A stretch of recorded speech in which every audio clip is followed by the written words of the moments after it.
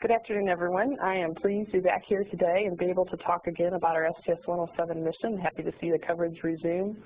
For those of you that heard this briefing back in June, you're going to notice that it's very familiar to you. That's because our payload complement is essentially unchanged. Even though there hasn't been a significant change since last summer, for those of you that heard this briefing, I would like to give you a refresher, a reminder about what our flight is all about. And for those of you that didn't hear the briefing, I'd like to introduce you to our mission so that you're familiar with what our flight will be doing. This mission is fairly unique compared to the shuttle flights that we've flown recently in that it is a dedicated science mission. It'll span multiple disciplines such as the life sciences, physical sciences, earth and space sciences, as well as the educational arena.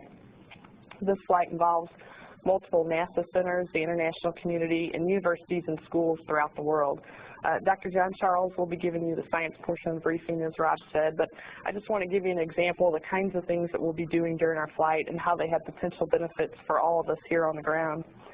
In the area of biology and physiology, we'll be conducting several studies to study the effects of weightlessness on crystal growth, plant growth, and also the cardiovascular and musculoskeletal systems. The information that we gain from these studies will help develop better drugs, particular interest in the areas of cancer and osteoporosis research. We also have studies of the weightlessness on the human body, which will lead to a better understanding of the effects of spaceflight and help us develop better techniques to combat those effects and increase our durations in space. There are studies of the combustion and fire suppression processes that will help us potentially lead to cleaner burning techniques here on the ground, as well as improved fire suppression and prevention techniques. We have experiments investigating compression of wet sand, which could lead to improved construction techniques. We'll also be studying dust storms to gain a better understanding of those effects on weather patterns and to improve our forecasting capabilities. We also have experiments to refine the solar constant and to study the Earth's ozone layer.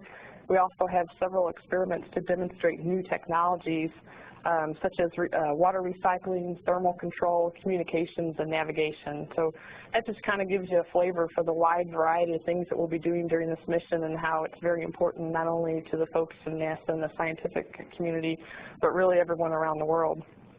If we could cue up the video, we'll take a look at the payload bay layout. Our payload complement for STS-107 mission includes the Space Hab Research Double Module. You can see from the picture there's the tunnel to access the module, and that's from the orbiter mid-deck or the lower deck. As we move further aft in the payload bay, you see the Freestar payload. The Freestar payloads are mounted on a hitchhiker pallet, which we've flown on several different flights. However, this time we just have a different payload complement.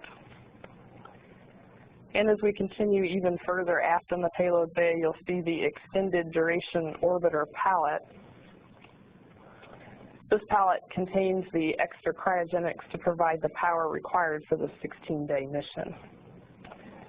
This is the first flight of the Space Hab Research Double Module. It's similar in volume to the Space Hab Logistics Double Module that we've flown in the past, primarily to carry items to and from the International Space Station. The major difference between the research module and the previous modules is that the research module has enhanced systems capability to support a large experiment complement. The research module is also equipped with the capability to fly rooftop payloads. These are payloads that are mounted to the exterior top portion of the module exposed to the space environment.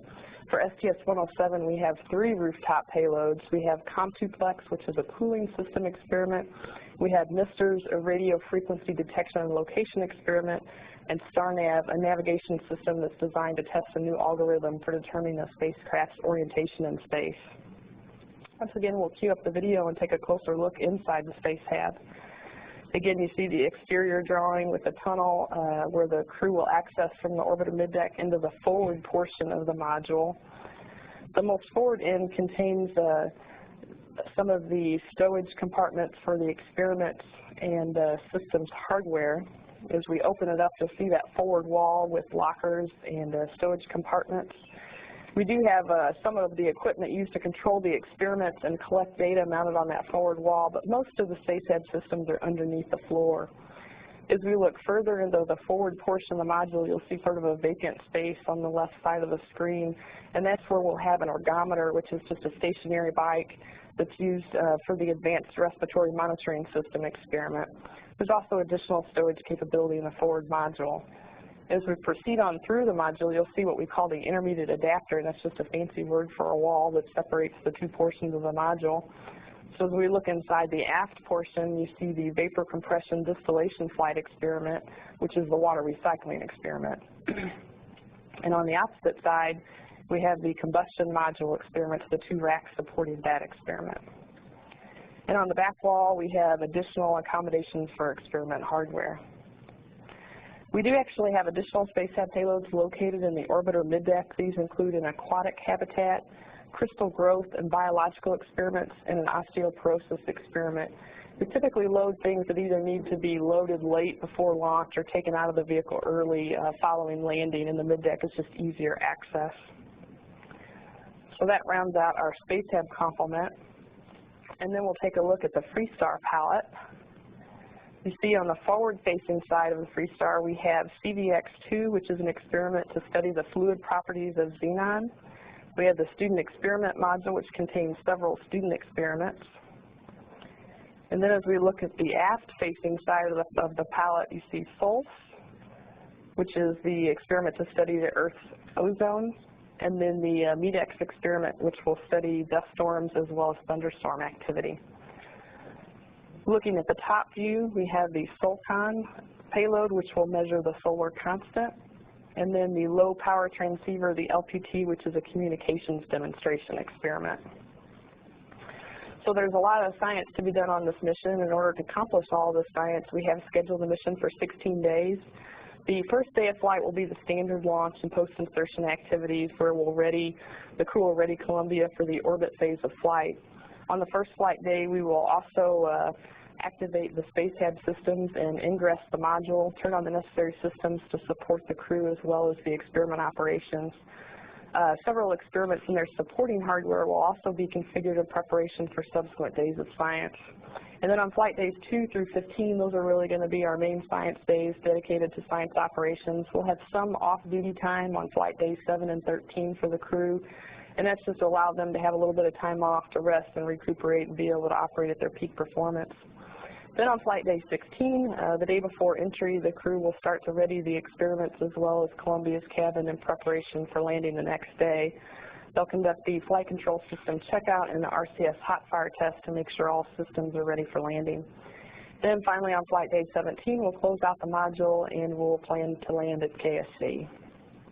To maximize the amount of science that we can do during this flight, we're conducting unique operations on board, what we call dual shift operations, and that's where we split the crew into two different teams. We'll have a red team and a blue team, and that way somebody is awake at all times to conduct science operations. So while one team is sleeping, the other team is awake doing operations and vice versa. Of course, because it's an 8-hour sleep period, we will have times during the day when both crews are awake and conducting operations, but in general, this allows us to have at least some crew members available throughout the day for each day. This really helps out because many of our experiments use the same resources. They might require a certain orientation of the orbiter, or they might require a KU-band communication system for either data, video, or experiment commanding. Some share laptop computers, some share camcorders. So having somebody awake on board at all times really lets us load level these resources, and we can maximize the science that we can do during our flight. So if we can bring up the crew photo. From left to right, Columbia's crew includes Mission Specialist Dave Brown, Commander Rick Husband, Mission Specialist Laurel Clark, and Kalpana Chawla. We have Payload Commander Mike Anderson. We have Pilot Willie McCool, and Payload Specialist Alon Ramon, our first Israeli astronaut. Rick, Kalpana, Laurel, and Alon are on the red team, and then we have Willie, Mike, and Dave on the blue team. This duration of this flight poses not only unique scheduling for the crew, but also for those of us on the ground. We typically have 3 orbit teams to cover us throughout the mission, so we can cover 24-hour per day operations. But because the mission is so long, we're actually going to have 4 orbit teams so that we can rotate people in and out and give folks a few days off during the mission. So we can bring up the flight director photo, and I'll introduce the flight directors. We have Leroy Kane as our ascent entry flight director. Myself will be on what we call the Orbit 2 team, And then we have Jeff Hamley on Orbit 4, Steve Stitch, Orbit 1, and Brian Austin, Orbit 3. So that rounds out our flight directors for the mission. So just to recap and summarize, STS-107 is a dual shift, 16-day dedicated science mission. This flight's going to provide multiple NASA centers, international community, as well as universities and schools throughout the world a very unique opportunity to perform a lot of science and a lot of research and technology demonstrations. So we're really looking forward to this flight. Again, I'm happy to be here to be able to explain what we plan on doing, and we look forward to continued coverage of our mission. And with that, I will hand over to Dr. John Charles. Thank you, Kelly. It's my pleasure to be here today as well with Kelly to refresh your memory and perhaps ours too about what STS-107 is all about. I am the mission scientist for a certain portion of the payload. This mission has multiple customers both within the SpaceHab module and elsewhere in the spacecraft. Kelly described to you the various payloads. No single person here on the ground will have the role of mission scientist for the whole mission. This is different than you might be familiar with from the space lab missions of the last couple of decades. I am the mission scientist for the Code U, or OBP, our Office of Biological and Physical Research payloads. And I'll tell you more about what that means in a second. As Kelly mentioned, the primary objective of STS-107 as a whole is to conduct an optimum science research flight. That's as documented in official documents. The whole mission, by my count, and you're welcome to check my math on this, has 86 payloads, 86 actual separate items of hardware that SpaceHab is responsible for and other payload integrators are responsible for. And by my estimation, that permits a total of 79 investigations, 79 actual science experiments that can be accomplished on this mission. A wide variety of the payloads. You heard Kelly discuss that. There's also an excellent series of briefings on NASA TV here in the last several hours, addressing basic science questions, applied research questions, and questions of advanced technology development. The payloads on the mission are not studying space per se, but they are using access to spaceflight as a tool to understand physical and biological phenomena. And there are some advanced technology payloads aimed at improving the safety and efficiency of spaceflight to enable future research in space. The primary payload on this mission is the SpaceHab Research Double Module on its inaugural flight, with capabilities meeting or exceeding those of the previous space lab missions of the last couple of decades.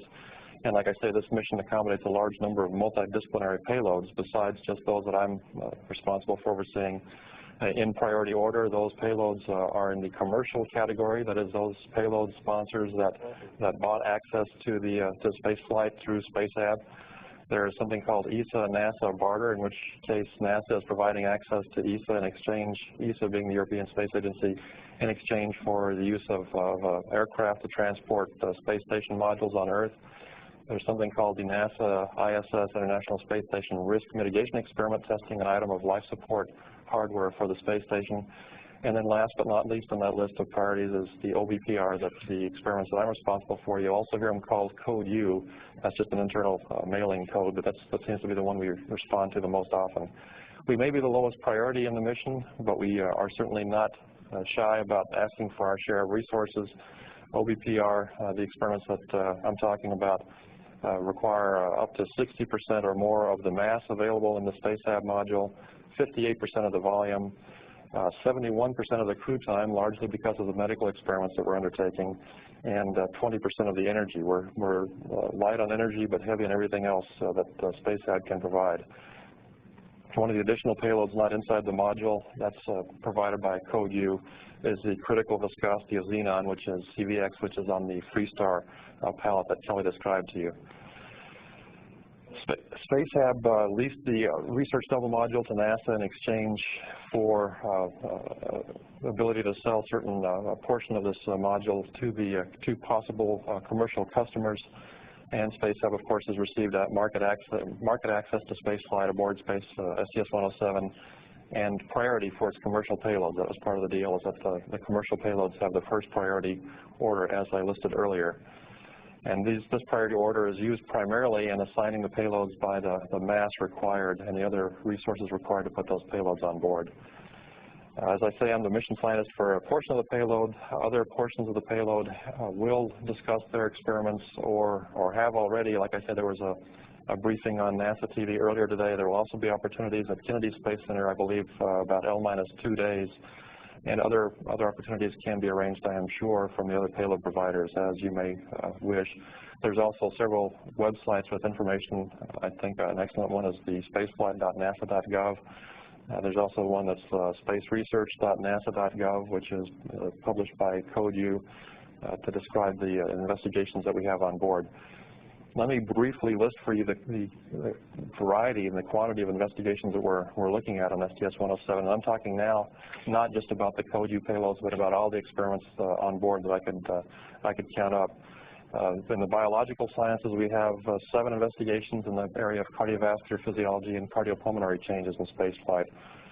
6 of those are human experiments, and 1 of those is a rodent experiment. That's provided by CodeU, by OBPR. We have 10 experiments in the area of musculoskeletal changes and adaptations to spaceflight. 3 of those are human experiments, and 7 of those are in vitro, that is in glass or isolated cell preparation experiments on board the vehicle. In the area of what I call gravido-inertial sensitivity, something you might think of as vestibular or related physiology, we have a human experiment, a rodent experiment, a fish experiment provided by the German Space Agency, and 2 plant experiments provided by our organization, OBPR. In the area of sort of everything else, stress responses, homeostasis, and integrative physiology, I count 26 investigations on this mission, 6 with humans, 1 with rodents, 3 with fish.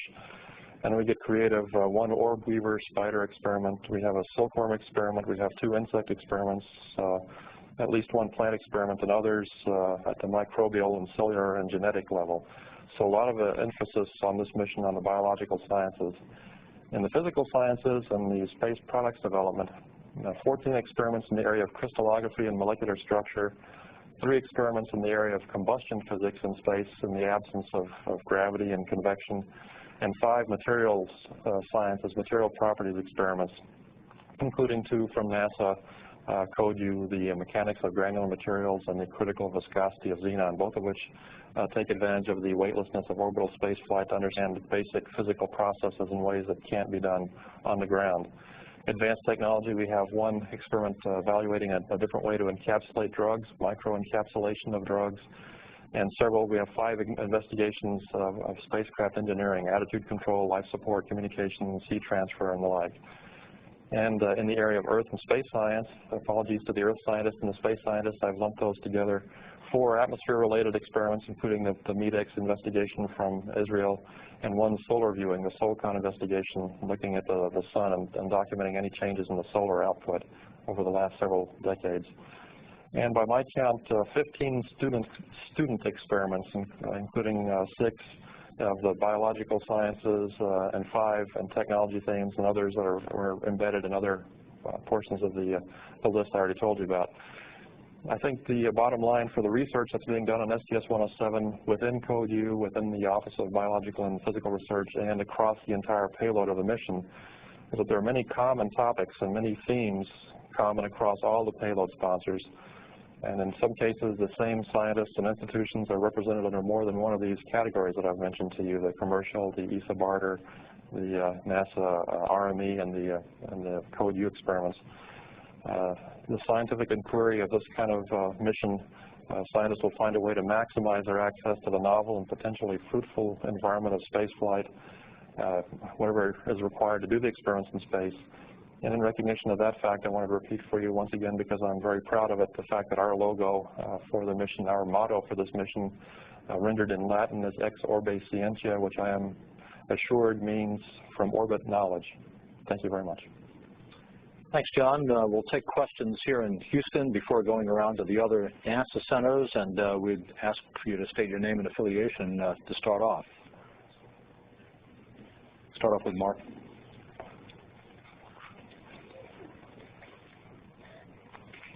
This is Mark Corot from the Houston Chronicle, and I have a couple of questions. I guess the first one's for Kelly Beck. Is there any update you can give us on the assessment of the cracks in the ball strut tie rod assembly issue? Is that put to bed at this point or still open? We're still looking at that. Folks have been conducting tests over the holidays, and they're continuing those tests this week. it sounds like you've heard at least initially what the problem is. There's a mechanism in the propellant lines. It's called a ball strut tie rod assembly. And that mechanism is basically an interlaced strut with a ball in between. And what that does is it allows these joints to flex a little bit rotationally but not move in the axial direction. It's just for things like vibration, thermal expansion. And what we found with one of the balls on OV103, one of the joints, is that there's a crack in the ball. And so right now what's being done is that we're assessing some of the balls that we have in inventory, trying to generate cracks in those balls, and then also seeing what kind of performance they have once they are cracked to make sure they can still perform their function. And we're also looking to see if there's any debris that's generated with these cracks that would be of concern. So those tests and analysis are ongoing. We will have a meeting next Monday at the program level to discuss the status of those tests and where we think we're headed. Our flight readiness review is going to be on the 9th, so at that point we hope to have some more information and understand where we are with respect to the cracks in the ball strut tie rod assembly. Just to follow on that, I guess at this point there's been no cause to go into Columbia and try to examine these components on Columbia. Is that true? That's correct. At this time, what the objective is really to do is to try to just assume there is a crack so that we don't have to go in and inspect, and then make sure if it is cracked, it's still acceptable to fly. So that's the path that we're trying to take at this time. And again, we should get more information next week. Question is here in front. Question to Kelly, Eitan Amit of Yediot Ahronot in Tel Aviv. Question to Kelly, you mentioned experiments for schools and universities around the world. Do you have a number how many countries around the world are participants in this flight? I don't have an exact number, John. Do you have? We can certainly get that information for you. There's several. I don't have a number off the top of my head, but we had many participating. And we can certainly go look that up for you. I can give you a quick count here. Space Hab has got experiments from Japan, from the People's Republic of China, from here in the U.S., from Liechtenstein. I think there's, well, that's several of them. I think there's a half dozen experiments. So of course, one from Israel. So I think there's about a half dozen student experiments represented. And a second question, when you are speaking on time off, how long this time off during the day 2 to 15 last, when the astronauts take their free time? How long is their off-duty time? Yeah. We try to schedule in about 4-hour blocks. If I recall the numbers, I think they each get 7 hours scheduled throughout those days, but it's roughly half day off-duty times on flight day 7 and 13. Correct. I'm Yoron Dekel from the Israeli television back in Jerusalem, and could you say something about the cooperation, if there was any cooperation between NASA and the Israeli Space Center in Tel Aviv in what terms, and because we are obviously interested in the flight of Mr. Ramon in this mission. Yeah, there's been significant cooperation. The folks out at Goddard have worked primarily their interface with the Israeli scientists and experimenters, and we've worked closely telecons. They've been able to make trips out so that we can work together to work procedure details and flight rules. So there has been very good coordination between the people at Goddard, at JSC, and also the Israeli specialists as well. There's been quite a bit of work together. Okay, let's go to the Kennedy Space Center now for questions. This is Telechan Earth News. You're right, it does sound a lot deja vu like last June when you first gave us the briefings. Back then, I'm not exactly fully clear on if we do get a mission extension. I realize this is a 16 plus 2-day mission. But if you launch it the first try, if it turns out that the trial margins, as the power people are usually very conservative, it turns out you do have the capability to do an extra power day, would you take advantage of it? I realize not all of the experiments have the extra resources available, but would you consider the possibility of a mission extension for whatever benefit you could get from it for science? Well, right now we have, as you said, what we call a 16 plus 2-day mission plan, and that means 16 nominal days, plus we have 2 days for wave-off capability for bad weather, for example, or maybe a systems problem that we need to wave off. Depending on if we launch on time, like you said, if we get good loading and you know, generally when we do our predictions pre-flight for cryo use, we're conservative because we want to make sure that we can protect the nominally planned mission. So it wouldn't necessarily surprise me that if we got off on time and our predictions were conservative, that we actually obtained an extra day of margin. Now, how we use that, at this time we really have no requirement or any identified need to use that for science operations. So it could be that what we use it for is just an extra day of wave-off capability, so that if we do have bad weather at the Cape, it just gives us another day of opportunity to try to get into KSC. So right now, really no plans to extend the mission in terms of science operations. Mission extensions from the last mission. Okay. For the vapor distillation experiment, I don't know if either one of you would know, but what's the artificial urine substitution that's going to be the actual liquid inside the experiments? That's outside of my area of expertise. That's not a CODU experiment, so I think we need to have you talk to the space station program directly to get that information. Hi, it's Chris Kreidler from Florida today. Maybe you can talk about any refinements that you've made to experiments since June. I mean, you did have a lot of extra time. Did you do any work or changes? There have been very few changes to the scientific complement of experiments on this mission. They were essentially, I hate to say freeze-dried, but at that point the payloads were delivered in their practically perfect state, and there's not much else you can do about that except for making sure that the expendables that you use in the investigations are not going beyond their shelf life and things like that. But we try not to allow any additional great ideas to come along after the planned launch day. Okay, and can you talk about what's sort of new and exciting and useful about the Space Hab Research Double Module? Well, the Space Hab Research Double Module has got capabilities similar to the Space Lab Module I told you about before that started flying in 1983. Plus, it's got some additional communications capabilities, some additional uplink and downlink capabilities that allow much more information transfer and commanding of payloads on board.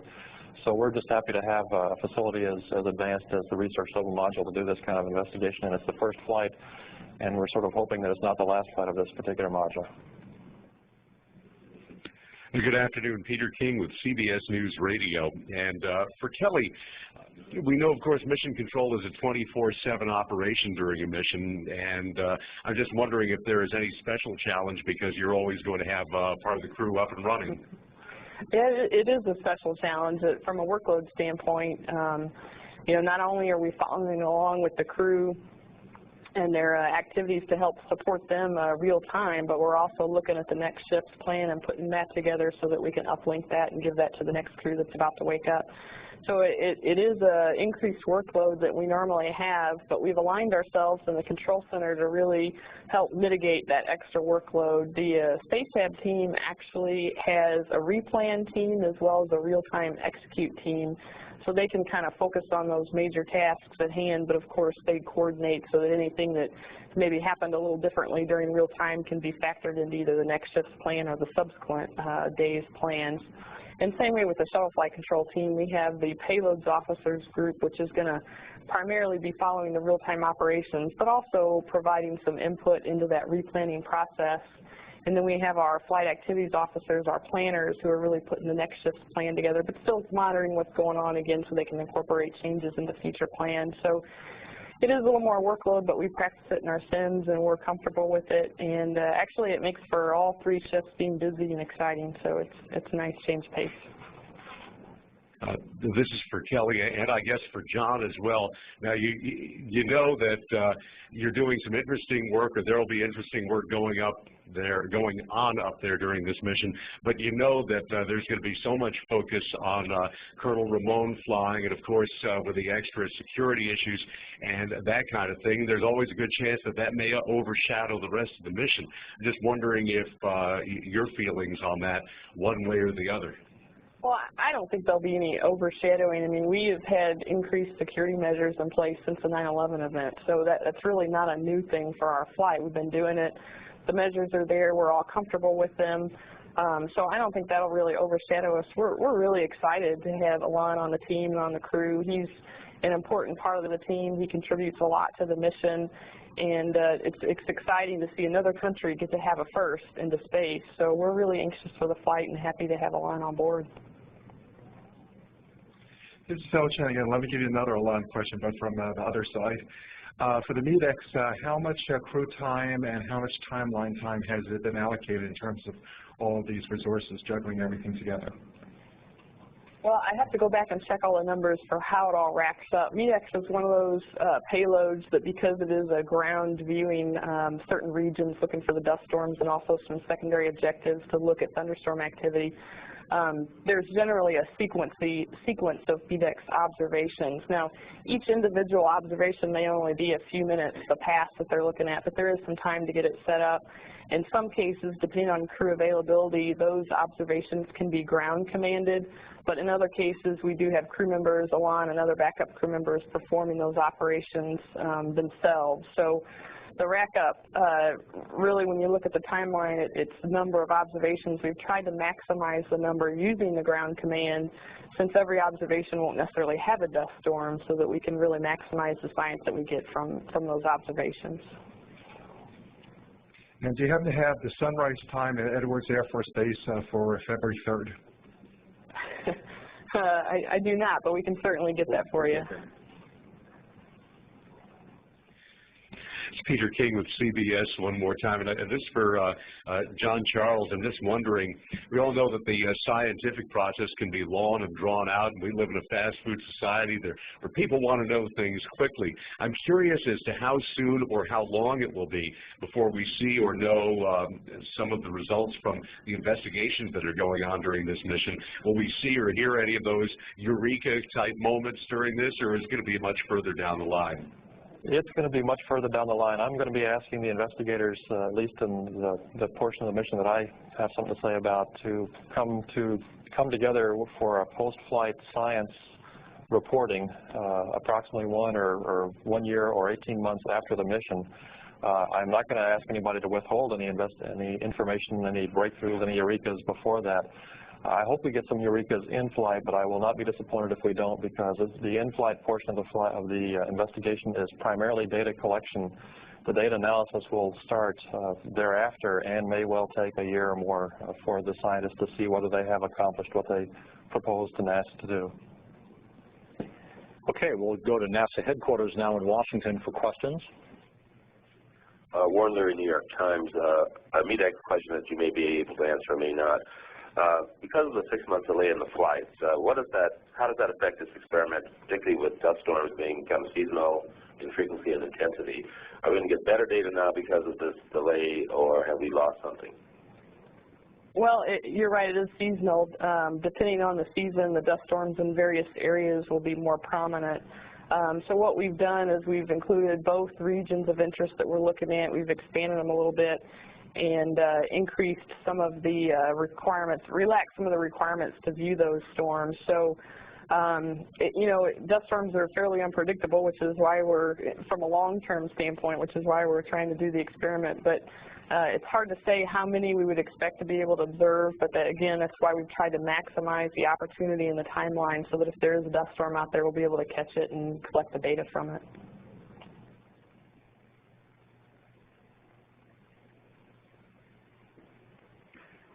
Hello, my name is Gil Tamari and I'm from the Israeli television channel 10 in Tel Aviv.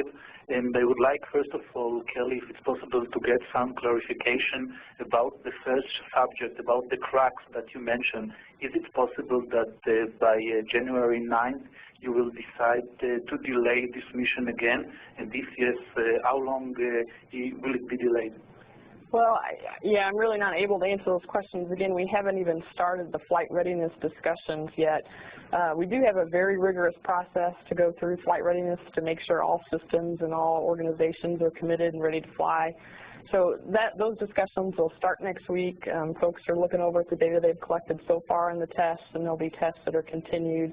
Once we put that all together, we really will be able to have a better feel for whether we continue on with the January 16th launch date or not. So it's really hard for me to comment at this time, and again, I hope that we have more information next week. And my other question is, do you see any continuity to Ilan Ramon's mission, or would it be only a one-time episode that there is an Israeli astronaut back there in space? Well, I would hope it's a continued presence. I do not know, just as anybody that flies in space, when they come back, they have decisions to make and choices with respect to what they're going to do, and families and organizations and governments have discussions also. So I don't know what the future is, but we were, like I said, we were happy to have Ilan, and it would be nice to see him continue with us.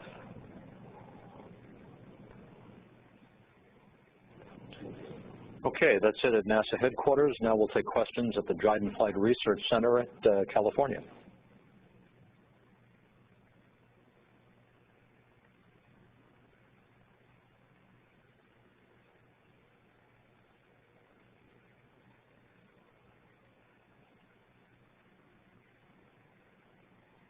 And we're trying to hook up Dryden at the moment.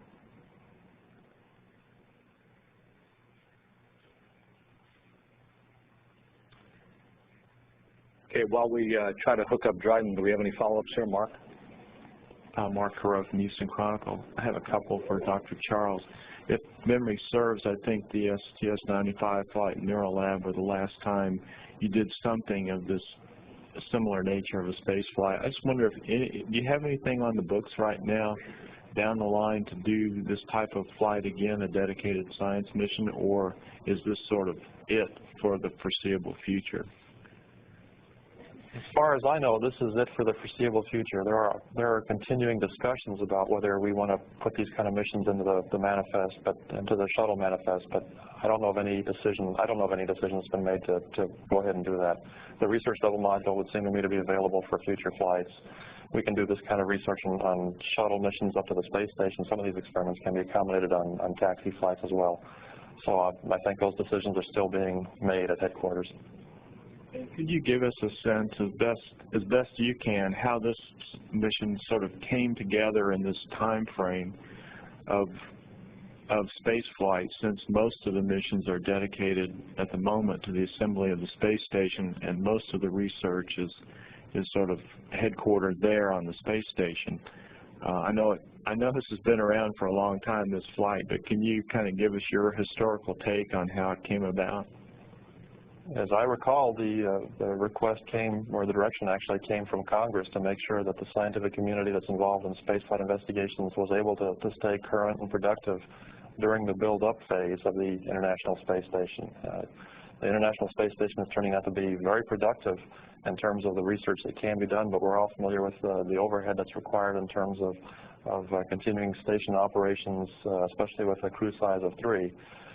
Missions like STS-107 were inserted in the manifest to do science as if they were on the space station. This is simulated space station science, although the science itself stands in its own right, and with the goal of keeping the scientists who are involved in this kind of activity engaged and productive and moving forward until the space station can assume the leading role in research.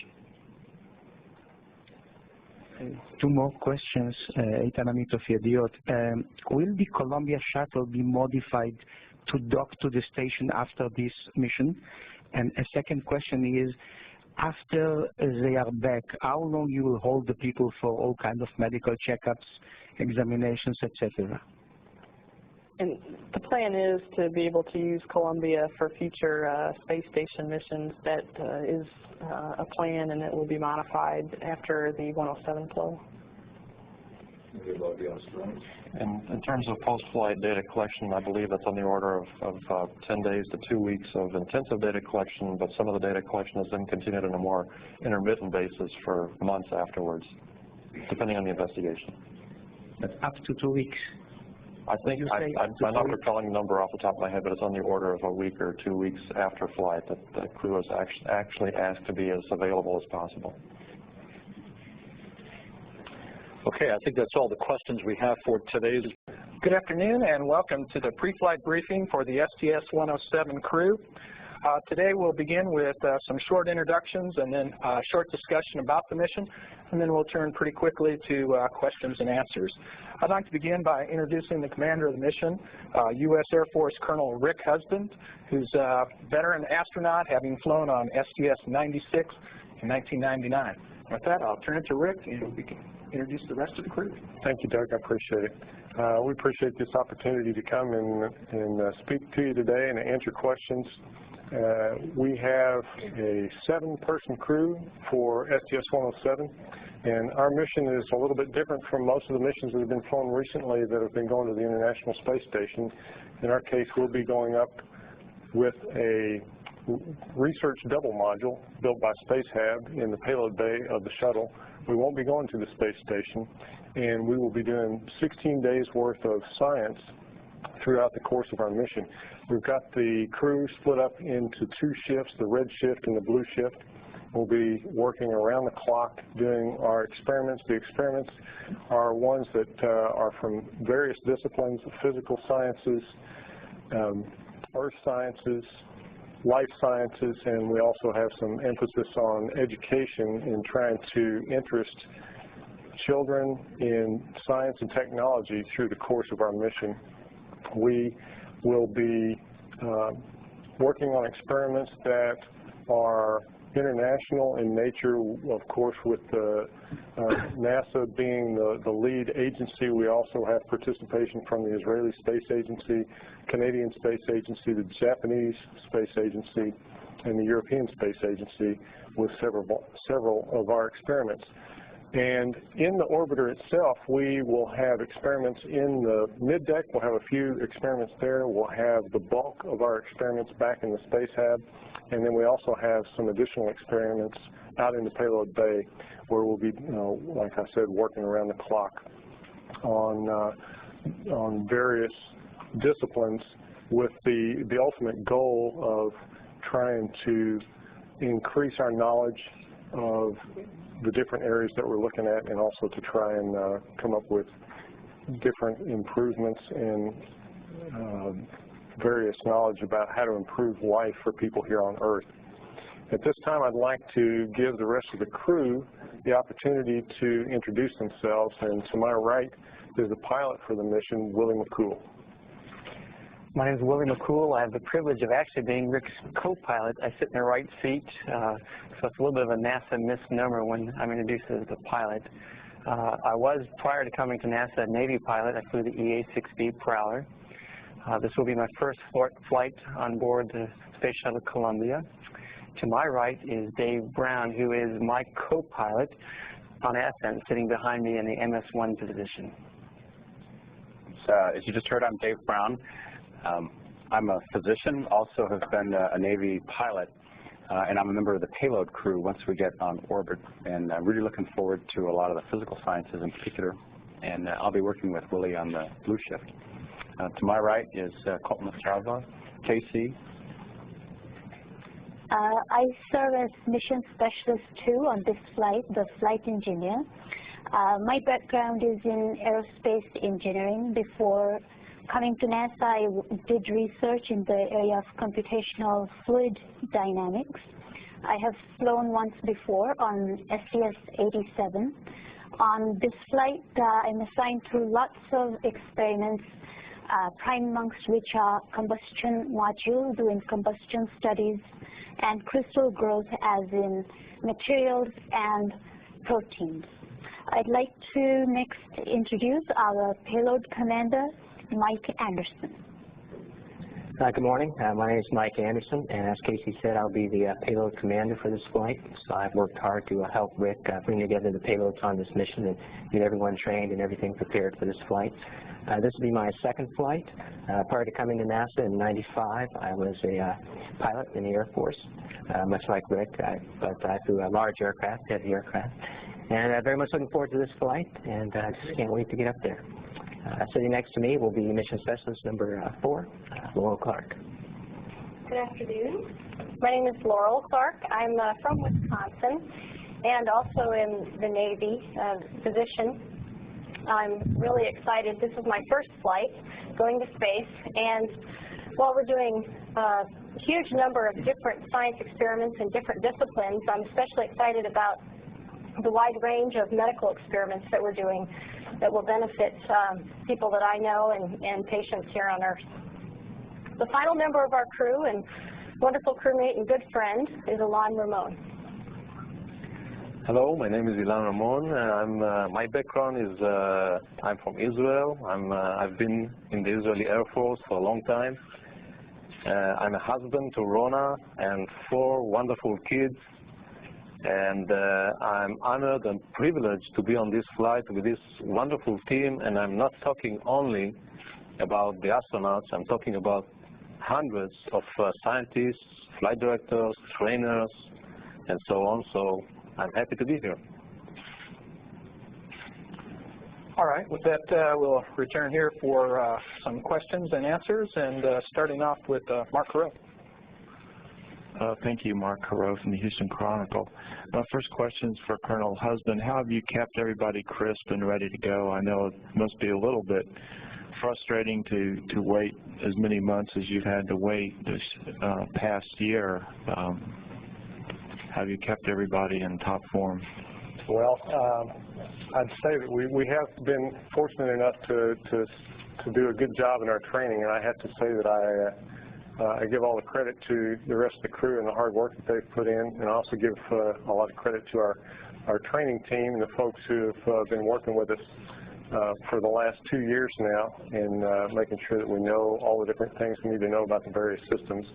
We also tried to make sure that we took advantage of the time, not only from the standpoint of training, but also from the standpoint of being able to take some time off.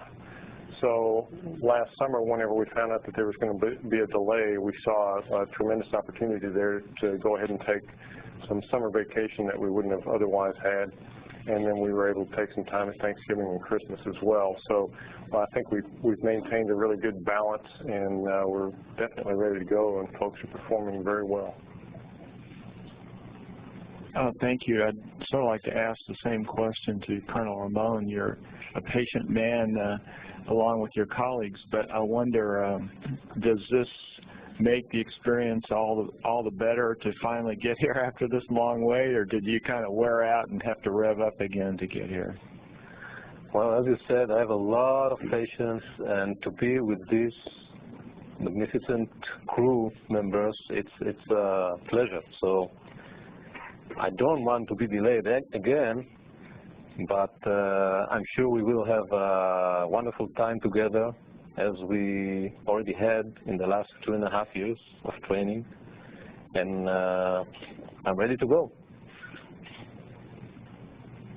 Next questions over here, please. Eitan Amit of the Yediot Ahronoth Daily in Tel Aviv. I have one same question to 2 members of the crew, to the pilot crew. How is the excitement of going a second time as going the first time?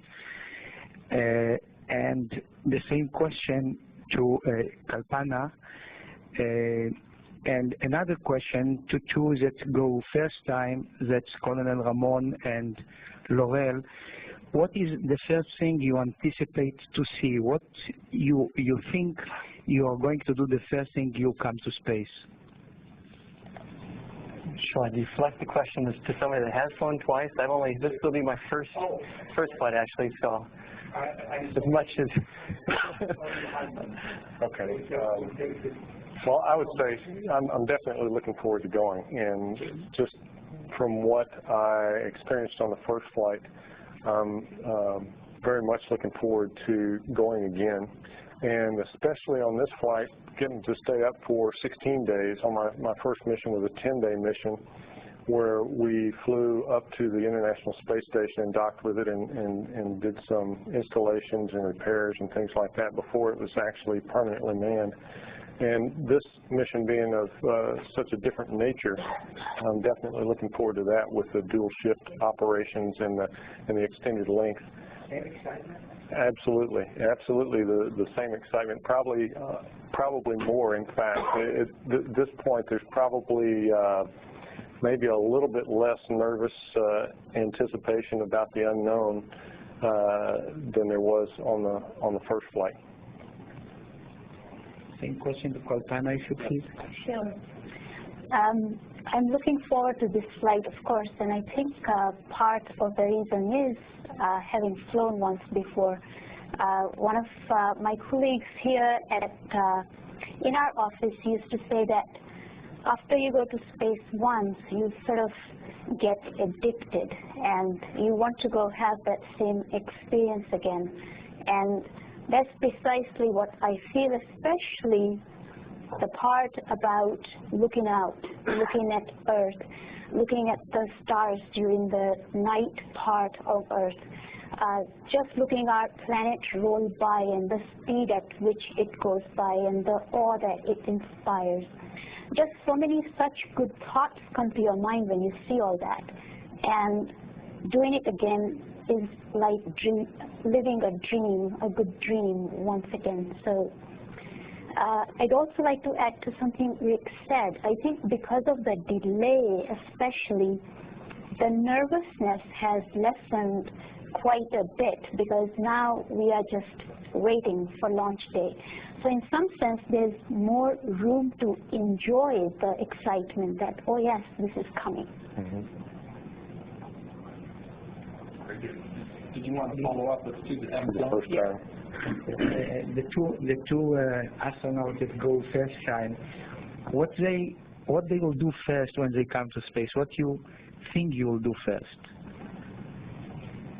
Well, I anticipate, well, when we first get to orbit, we have a lot of work to do to begin with. But the first free moment that I have, I'm excited about the same things that Casey has talked about, just looking down on our planet.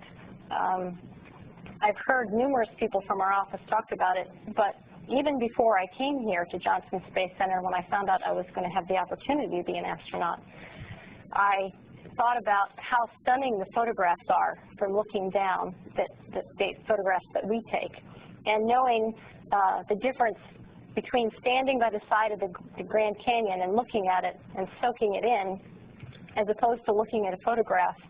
I can still only imagine how glorious and awesome that must be. So that's what I'm looking forward to the most. And just to set the record straight, there are 4 of us who will be flying for the first time. Besides myself and Alon, Dave will be flying for the first time, and so will Willie. So we're all very excited together, I think. As far as myself, since I'm a pilot, as a pilot, you know, when you get first to an airplane, a fighter airplane, you anticipate to know how do you feel when you pull some G's. Here, it's on the contrary. So I'm anticipating to feel how does it feel to float. That's probably the first time we'll feel after our 8.5 powered flight.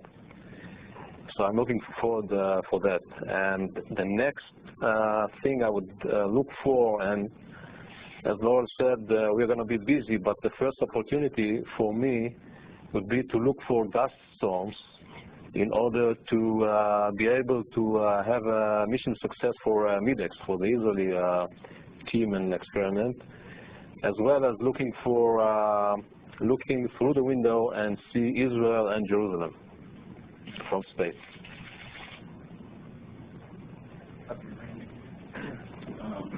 Please state your name and affiliation. Yeah, sure. My name is Yaron Dekel. I work at the Israeli public television. And my question is to the entire crew, but Colonel Ramon. There was a great film about your training in the Israeli TV 2 weeks ago. And I would like to ask about a different angle, if I may. One of the things which I could see was the very close relations between you through those last few years. And I wonder if the participation of Colonel Ramon changed your perspective on the state of Israel. And do you feel like understand better the Israelis or the problems that Israel faces? Because I'm sure Colonel Ramon was a great advocate for the state of Israel, but I wonder if it changed anything, the participation in being so close to Colonel Ramon, in your views. And maybe the ladies will start asking, answering. I'm really interested. Thank you. I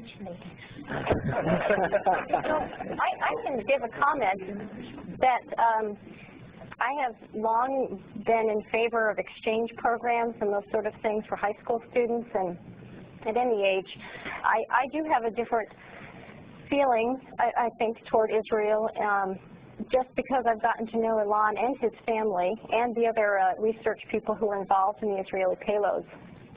Not so much the political issues, but knowing them as people, and very fine people. I had a similar experience when I went to work in Russia several times, never having been to Russia.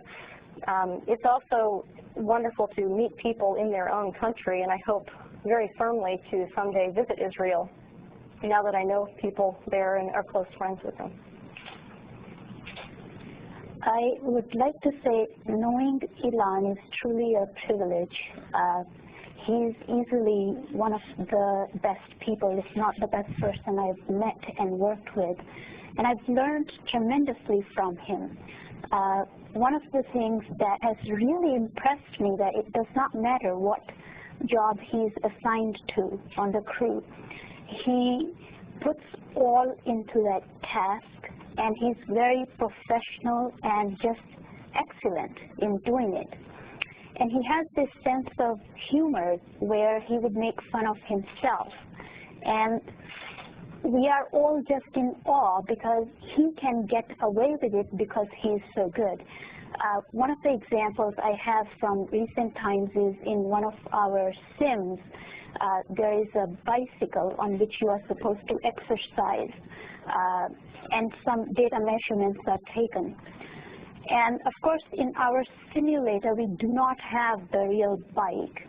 And somebody, for fun, brought a kid's tricycle. And Ilan was there sitting on this tricycle with some of the gear on his nose and face and so on. And he was just following the procedures as written, just simulating some of it. And I just find that extremely impressive in a person. Knowing his family is, again, a privilege. They are just very special people. At a personal level, though, I don't think my views have changed about Israel. They are just the same, because I didn't think differently before then. I have just thought of people from Israel as being a very smart lot, and he's just added to that. He's just proved the truths that I knew to be. Anyone else? Sure, I'm sure we could all go on, but maybe just one more. I can say something. Go ahead, if you like.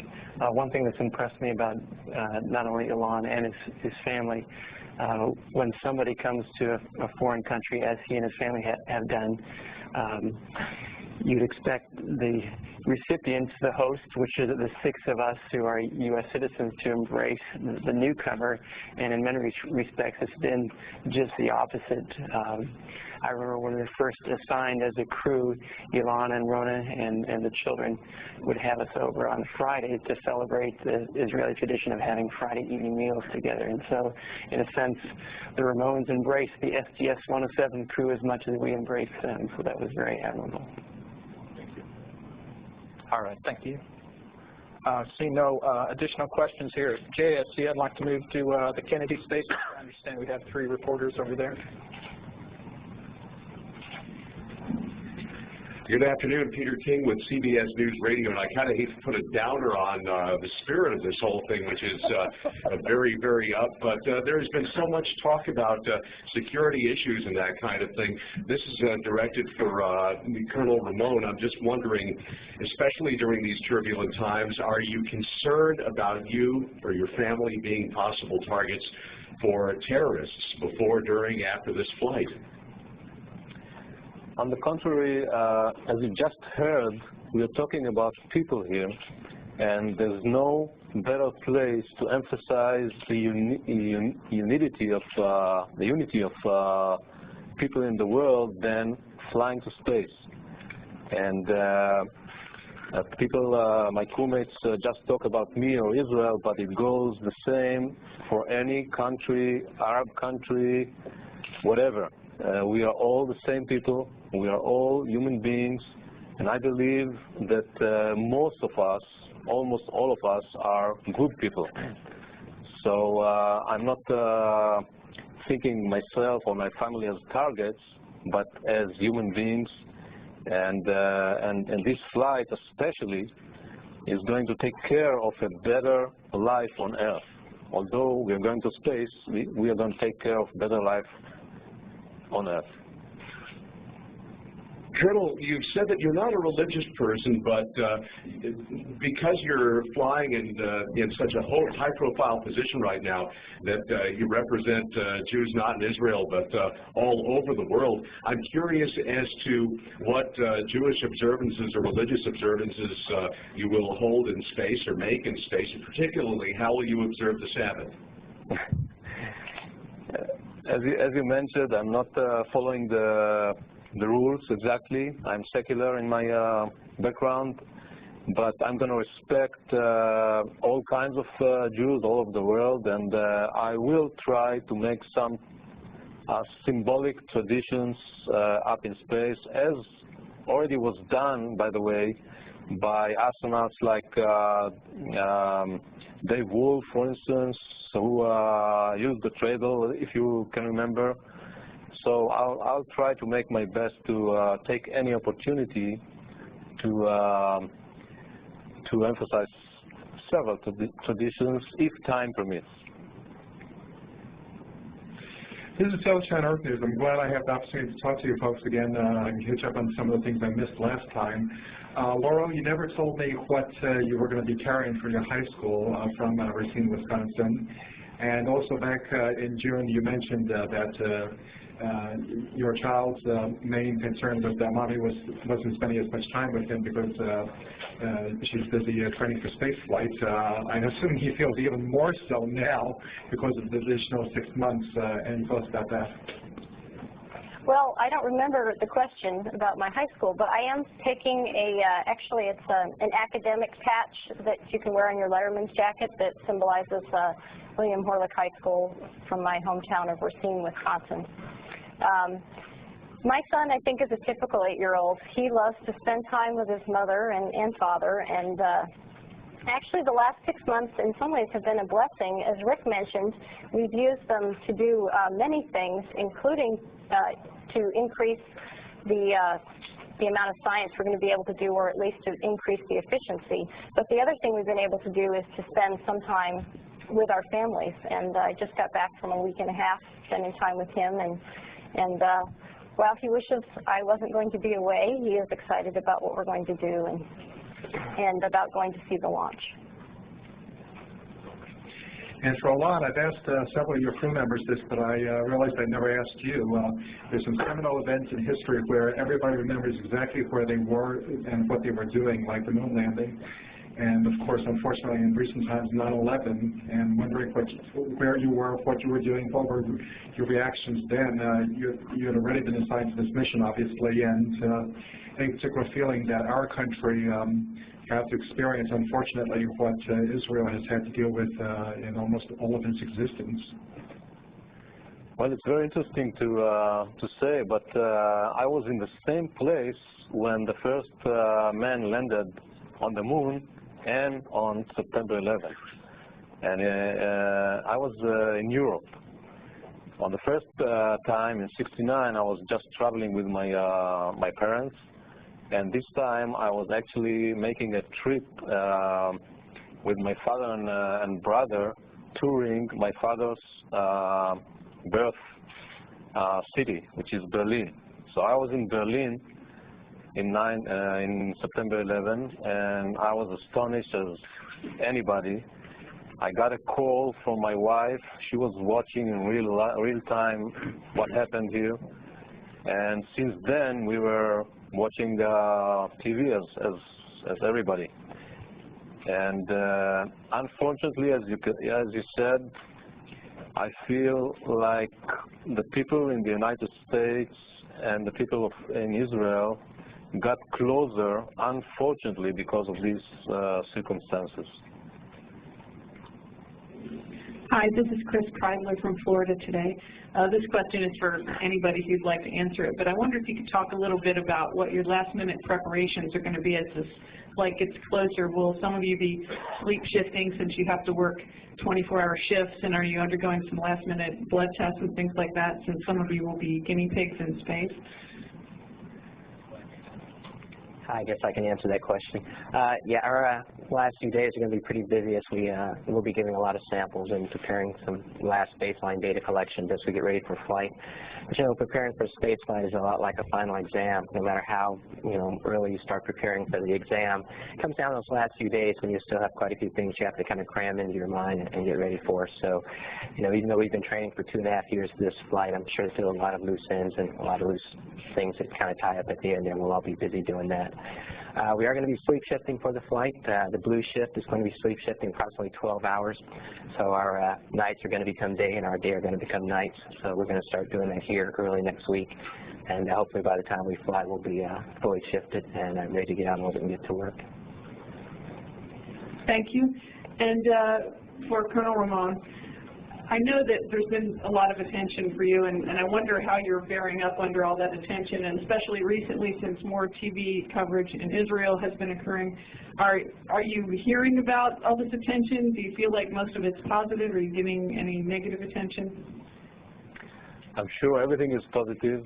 Since I'm optimistic and a positive person, I think everything is positive. And again, remember, we are going to space for research, for the benefit of the world and the people in the world, for better health, for better education, for getting the kids and the children excited about space, about science, and I'm very positive.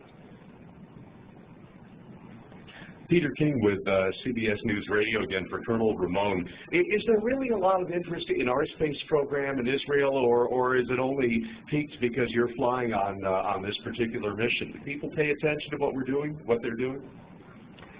Well, it's like everywhere. Some people are. It depends on the people, on their background, on their interest, and some are less.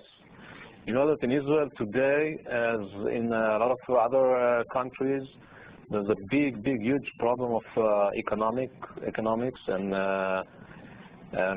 unemployment, and this is actually the most important problem in Israel today. And I think people are very happy to be distracted by my flight and NASA flights, maybe to forget a little bit of their problems and get out there with us.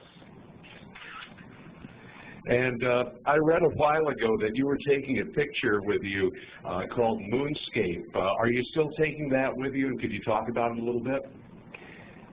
Yes, I'm still taking it with me. It will be in the shuttle. It's a drawing of a boy named Peter Gintz.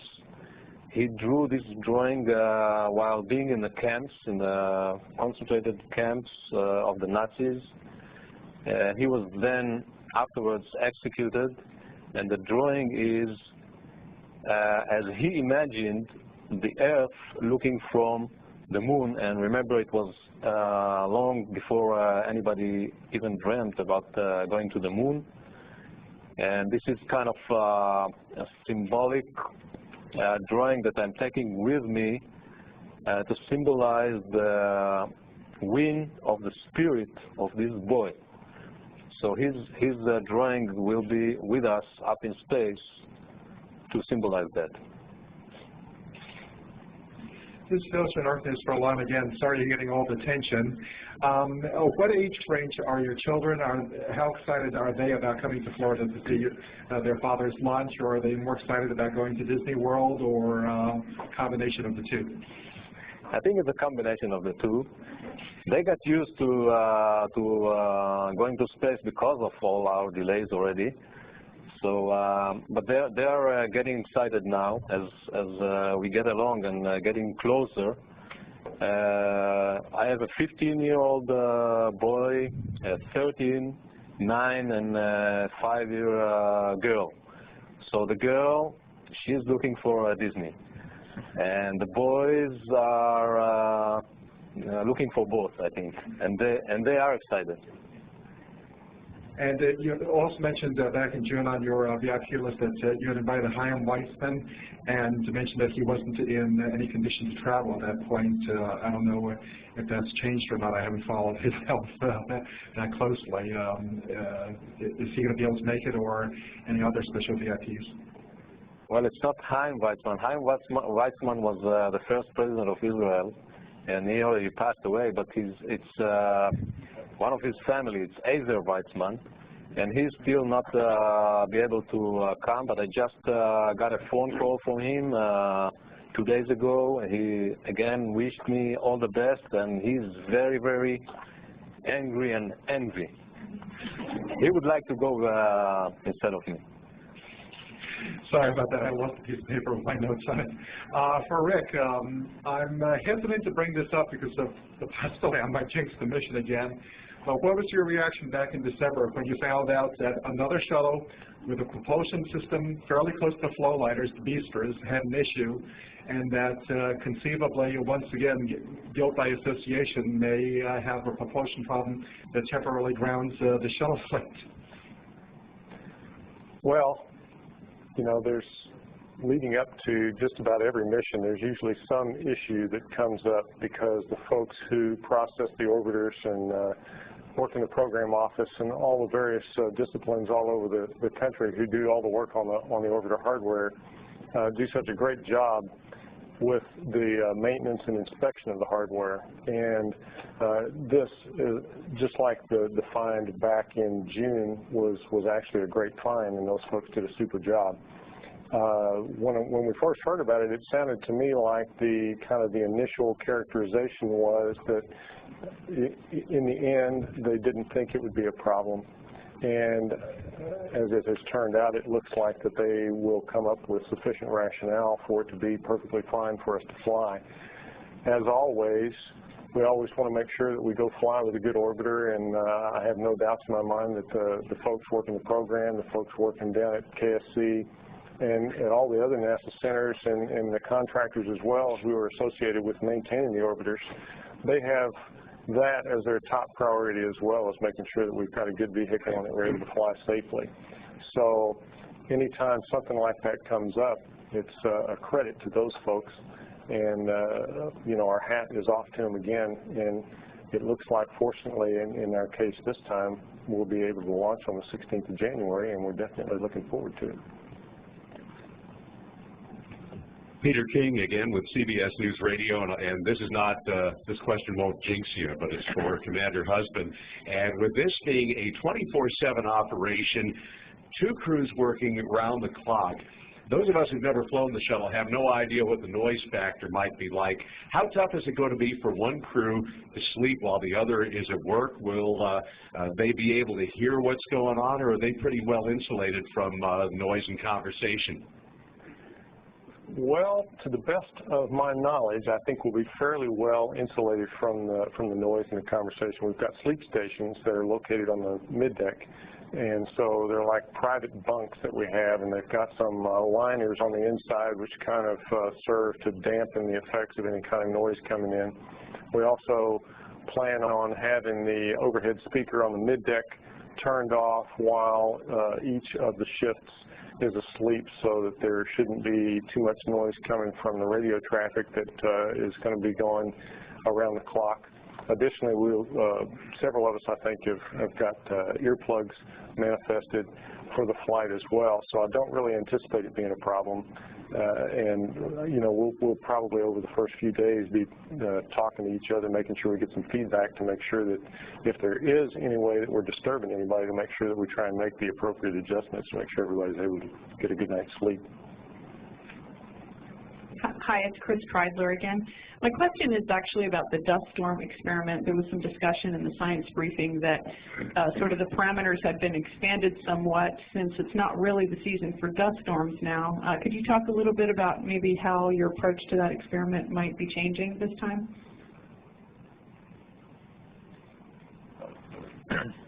If I can talk about that a little bit. I don't know if it's really changing any at all in so much as the way the experiment's been designed. The experiment is very versatile in that it can do a number of different things. Not only can it look at dust and other aerosols, but it also has some other characteristics that allow it to look at phenomena known as sprites, where we're looking at cloud-to-space lightning. And so we're going to, as we're up there, if we don't see the dust storms that we're looking for, we will, adjust the parameters to use the tools to look at some of the other phenomena that we can search for in this flight.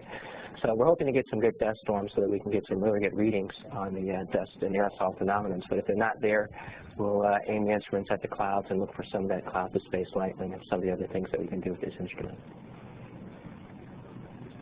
That'll complete the questions from the Kennedy Space Center, and at this point we'll come back here to Johnson and start with Mark Carreau. Thanks. Mark Carreau from Houston Chronicle. I guess I'd like a little amplification on that last answer and that last question.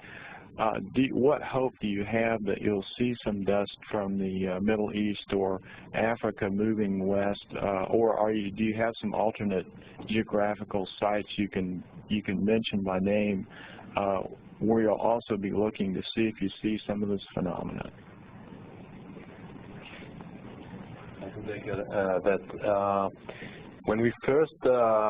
When the scientists first talked about this experiment, the region of interest was the Mediterranean, actually.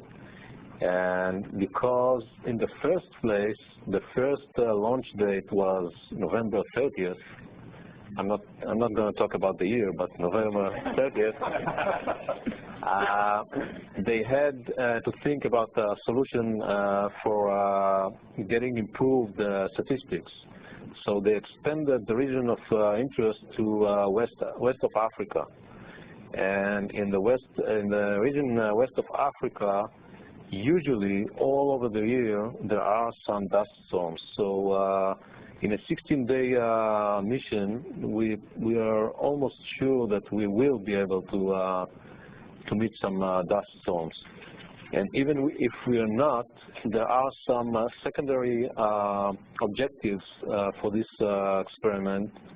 One of them is sprites, the clouds to the atmosphere lightnings, and the other one is looking at the sea albedo, which is connected to the dust storm. So I'm pretty sure that we'll be able to have some success. And I'd like to ask you a question, a follow-up question as well. You mentioned back on the first go-round that a second chance to fly or further opportunities for astronauts from Israel to participate was something out there that was of interest to you and your country. I just wonder, is that still the case? Have there been any developments that could make you look at this as sort of opening a door for you or your countrymen to fly in space in the future, or is this, as you see it, sort of a one-shot opportunity? Well, there are two answers to this question. One is that, of course, I'm hoping that it's an door opening and there will be another one, either me or another one. And but I think it was more a door opening for scientists from both countries to have mutual research and collaboration. And this is already going, actually. And a few months ago, there were talking between scientists here in the United States, and they were talking about a continuous MIDEX experiment, MIDEX-2 they called it. And the idea was to put the MIDEX camera in the station and take some observations from there. So this is the first answer. The second one is that not late ago, Mr. O'Keefe, NASA administrator, mentioned NASA's pursuing teachers in space. And teachers, as you know, we have teachers all over the world. So I hope one of the teachers that are going to be recruited is going to be from Israel. And do we have any more questions here at Johnson Space Center? Do you have one? No, I guess not. Oh.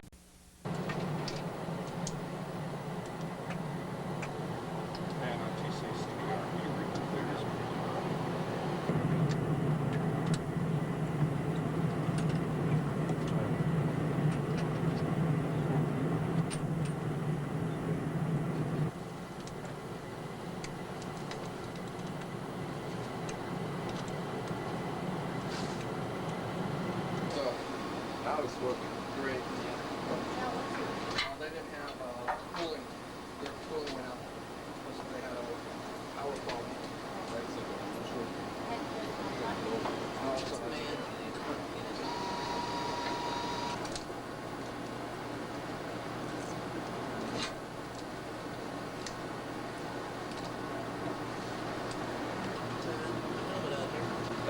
Go ahead, your CCA is right here.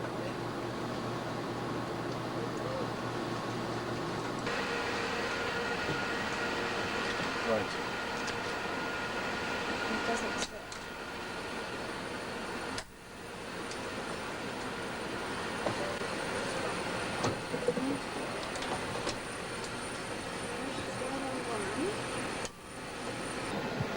Okay, power switch on. The light came on, that's good. And the fan came on.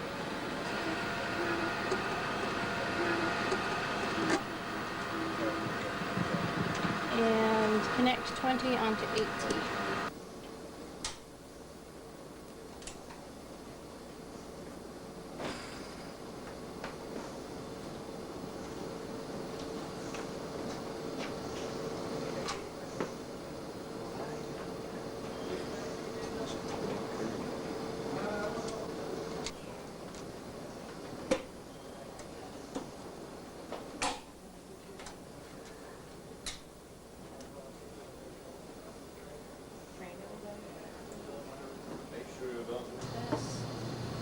And type the current GMT. So you have to put in the current date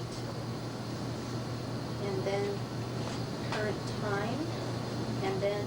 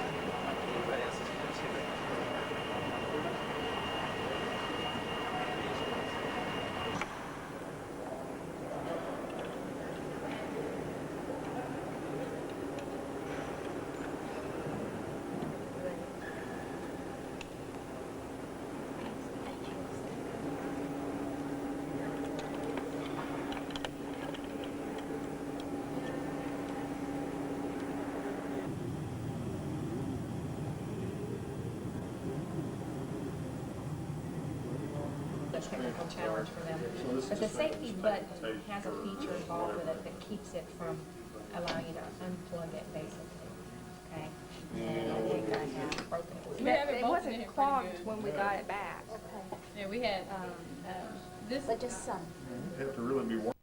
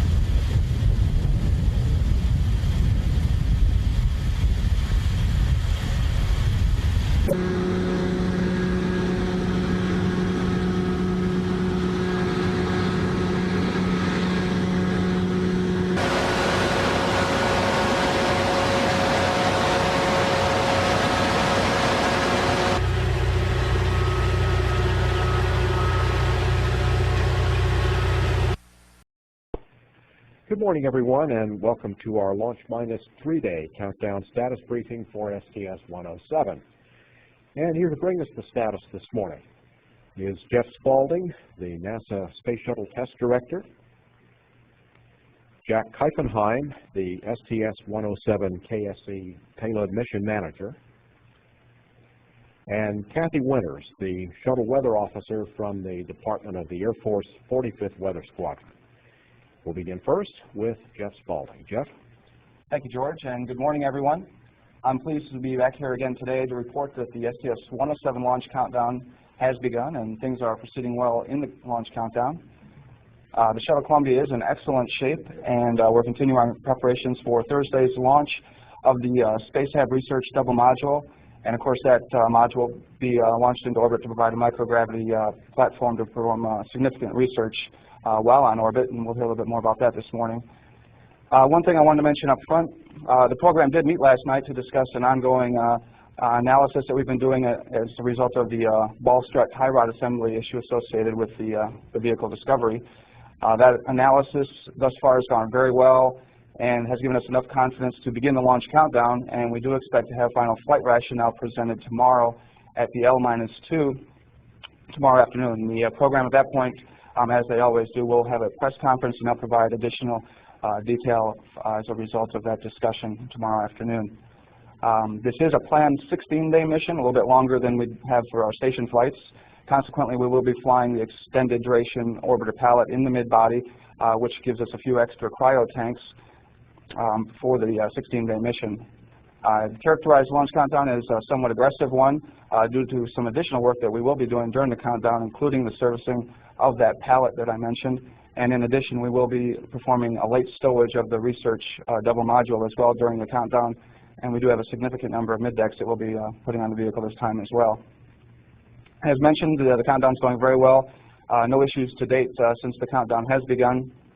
Some items that we'll be working over the next couple of days include servicing of our onboard cryo tanks, of course, final stowage of that research double module, checkout of our communication systems, and then, of course, as we get closer to launch, we'll be retracting the rotating service structure and get ready for loading of the external tank.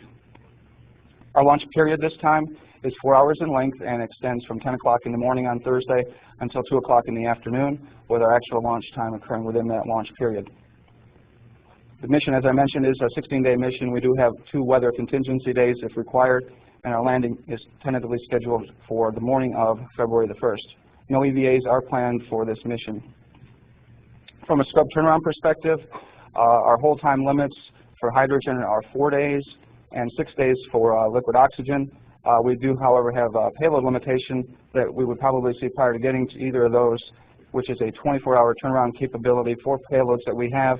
And then at that point, we need to stand down for 96 hours to destow and restow the research double module. So we do have 1 day of turnaround capability before we'd have to stand down for 4. In addition, the range is quite full out there this time. There's 4 scheduled launches after us and prior to the range RSA cutover, which is slated to begin on the 10th of February. During that cutover period from the 10th of February through March the 4th, there are no scheduled launches during that period. So the range is pretty backed up, but we do anticipate that we'd have additional opportunities if those were to become necessary. In summary, our crew, the experimenter science teams around the world have been waiting quite a while for this opportunity to get up and perform this important science mission. Our launch team here at KSC and at the other centers are well prepared, and we are ready for Thursday's launch. Thank you, Jeff. And now for the payload status, Jack Keifenheim. Good morning. The STS-107 mission has a ton of science. Actually, it's about 7,500 pounds in the Space Hab module and another 800 pounds in the mid-deck. So when I say a ton of science, it's really about 4 tons of science. And the science runs the gamut from biology to physical science to space product development and technical development. There are 32 payloads involving 59 investigations. About the Space Hab, we've flown the Space Hab several times before, 15 actually, and this is the first time we've flown a research double module. This has enhanced science capabilities plus enhanced environmental capabilities, which allows a total of 4 crewmen to work in it. Example of some of the experiments that are going to be in the module, and there's a lot of them. One is the combustion module. It'll have 3 investigations. One of them will look at soot production in flame, which will hopefully lead to cleaner burning fuels and processes. The other experiment is dealing with flame balls, and that will explore lean combustion, and hopefully that will increase fuel efficiencies. And the other experiment is a mist experiment, a water mist experiment, which will aid in fuel fire suppression technology. There's also a zeolite crystal growth experiment. Zeolite crystals are important for their absorption capabilities and also in their chemical processes as catalysts. There's a student experiment in there called STARS, which is the Space Technology and Research for Students experiment. And this investigation will involve students from 6 different countries, from Australia, China, Israel, Liechtenstein, the U.S., and Japan. There's even 3 experiments on the roof of Space Hab. One will look at the capillary flow of fluids and be important in fluid and heat transfer. One is called StarNav, which is tests software to determine the attitude in space, or the precision in space. And the other one's a experiment called MISTERS, which is a Air Force experiment that's a communication demonstration. We're also flying some animals in the module. The experiment's called FRESH, which is a fundamental rodent experiment supporting health. There'll be 13 rats that will be flying, and the investigation there will be looking at changes in the cerebellum of the rats. Also a look at changes in the shape of the blood vessels as blood is distributed differently in 0G, and the same thing with fluid distribution in the animals, and hopefully that will help future space flight and astronauts recover from extended durations in space, and also adapt to their space environment better. We also have a experiment across the back of the payload bay. It's called FreeStar, and that's the best acronym payload that we have. It's fast reaction experiments enabling science, technology, applications, and research. There are actually 6 experiments there. The MEDEX experiment is a Mediterranean Israeli dust experiment. It's going to use a special camera to look at dust across the Sahara region, and that's important in weather forecasting. There's a SOLCON experiment which measures the solar constant. It's going to be important in determining global climate changes. There's also another student experiment there called SEM, which involves 10 different investigations with students. We also have a lot of science in the middeck. The CBIS experiment, closed equilibrium biological aquatic system, is a German Space Agency experiment that is a habitat for aquatic animals, and will look at how their gravity sensing organs react to space. There's 2 experiments that are in collaboration. One's in the middeck, one's in the HAB. It's OSTEO, which is osteoporosis experiment in orbit, and the one in the HAB that's in collaboration is ARESTO, which is the European Research Space and Terrestrial Osteoporosis. Osteo is a Canadian Space Agency experiment, and Arresto is a European Space Agency experiment.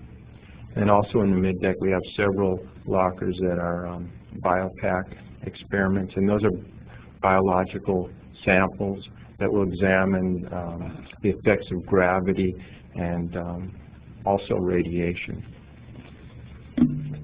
Just to give you a rundown of our activity, this morning we're at the pad and we're doing a setup of our Module Vertical Access Kit, or MVAC. We're getting that hardware all set up, and we're opening the hatches that will allow access into the space hab, so that following our PRSD servicing, which is our cryo servicing, we will be able to get directly into our late stowage activities in the space hab, and those should pick up around 8 o'clock tomorrow morning. It's quite an extensive stowage. We'll have about 20 hours of activity from the time we activate the space hab until we close the D hatch. We're going to stow, I believe, about 13 experiments in the space hab during that time frame.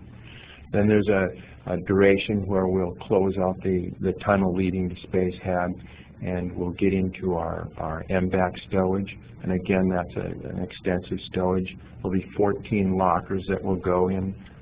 4 of those lockers are powered, and we'll perform an interface verification test with the shuttle with those. That activity should start around 3 o'clock Wednesday afternoon, and maybe more like 3:30. But when we're complete there, we should be ready for launch. In the event of a scrub, we have 4 lockers that require refurbishment. Actually, it's 5 lockers, come to think of it. One is the CBIS payload. There'll be 3 biopack lockers that will be also removed, and then the Osteo experiment. In the event of 2 scrubs, we'll have the entire complement of middecks removed for refurbishment, along with going in to the space hab with the MVAC operation to refurbish the experiments there. We've had extensive planning in preparation for this. We have everything in place, and we're looking for smooth operation through our launch count and getting into launch. Thank you. All right, Jack, thank you. And now we'll take a look at Thursday's weather with Kathy Winters. Kathy? Thank you. Well, we do expect some rain today and through tomorrow morning, but then after that, the weather should clear out nicely for us for launch, and then our next significant weather that we expect in the area is going to occur on Friday. So right now, weather is looking very good for launch. Looking at our satellite picture, you can see the clouds over Florida at this time, and there is some rain in those clouds in North Florida, and that's expected to affect us this afternoon. But it should clear up by tomorrow afternoon. And then looking at our launch forecast, everything does look good. Scattered skies, temperature 62 degrees, and this is actually for tanking, excuse me, and there's 0% chance of violating constraints for tanking. And for launch, it also looks very similar, with temperature 65 to 68 degrees and a 5% chance of violating our launch constraints on Thursday. If we do, and then for the SRB recovery folks, also looking at good weather, scattered skies, a little bit of wind with 15 knots of wind, but 5 to 6 foot sea, so weather does look good for them as well. And then the only concern at the landing sites is at Edwards, with a concern for winds, with winds gusting up to 30 knots in that location. Trial sites do look good for the first day. For a 24-hour delay, now we start to be concerned about the weather that's going to be coming in from the west. We do have a frontal system moving into the area. With that, we do get some showers in the area and also a pretty good crosswind, winds from 240-15 peaking up to 20 knots. And with those concerns, we have a 60% chance of KSC weather prohibiting launch. And we do have a concern at the TAL sites. We're good on the Kona sites, but Spaceflight Meteorology Group has a concern at Zaragoza with showers, a chance of showers within 20 nautical miles. So overall, things are looking very good weather-wise for launch. All right, thank you, Kathy. We're ready now to take questions. Please give your name and affiliation when the microphone comes to you. We'll start here in the front. Marcia? Marcia Dunn, Associated Press. A couple questions, Jeff. On the BSTRA, is the analysis completed and it's just going to be presented at tomorrow's meeting, or is it still ongoing up until the time of presentation tomorrow? Is that work wrapped up or not? The bulk of the analysis is complete. There is still some analysis that's being performed today and will continue, and then the results of that, all of that data will be presented tomorrow for final flight rationality L-2. And if there is still anything pending at that point, there is still another milestone review just prior to tanking, of course, but we do expect to have final rationality L-2 tomorrow. Okay, and you've got a pretty high-profile passenger this time, and I'm wondering, have you noticed any, from your point of view, is there any alterations, changes in the countdown that you've seen because there is an Israeli flying on board this mission? From a KSC launch countdown perspective, really there's no difference from what we've seen or done previously. The team here is again focused on their individual task, and there's really nothing different that we're doing this from a KSC launch team perspective. Everything is as it has been. Dan? Dan Billow from Channel 2. A couple questions on payloads here. I know you said this, but things got by me a little fast. You say CBIS, BioPAC, and Osteo have to be removed if there's one scrub for 24 hours, and all the mid-deck payloads have to be removed if there are 2 scrubs for 48 hours. Is that correct? That's correct. And your late stowage on the research double module, 20 hours worth, begins on Tuesday? Yes, it begins on Tuesday at approximately 8 o'clock. We start with powering up the Space Hab module, and then we'll start our MVAC operations. Tuesday, 8 a.m. And then finally, could you just give me a couple of examples of some of the late stowage, the types of things? Do you have like living animals or fish, tissues, crystals? What is it that has to be replaced?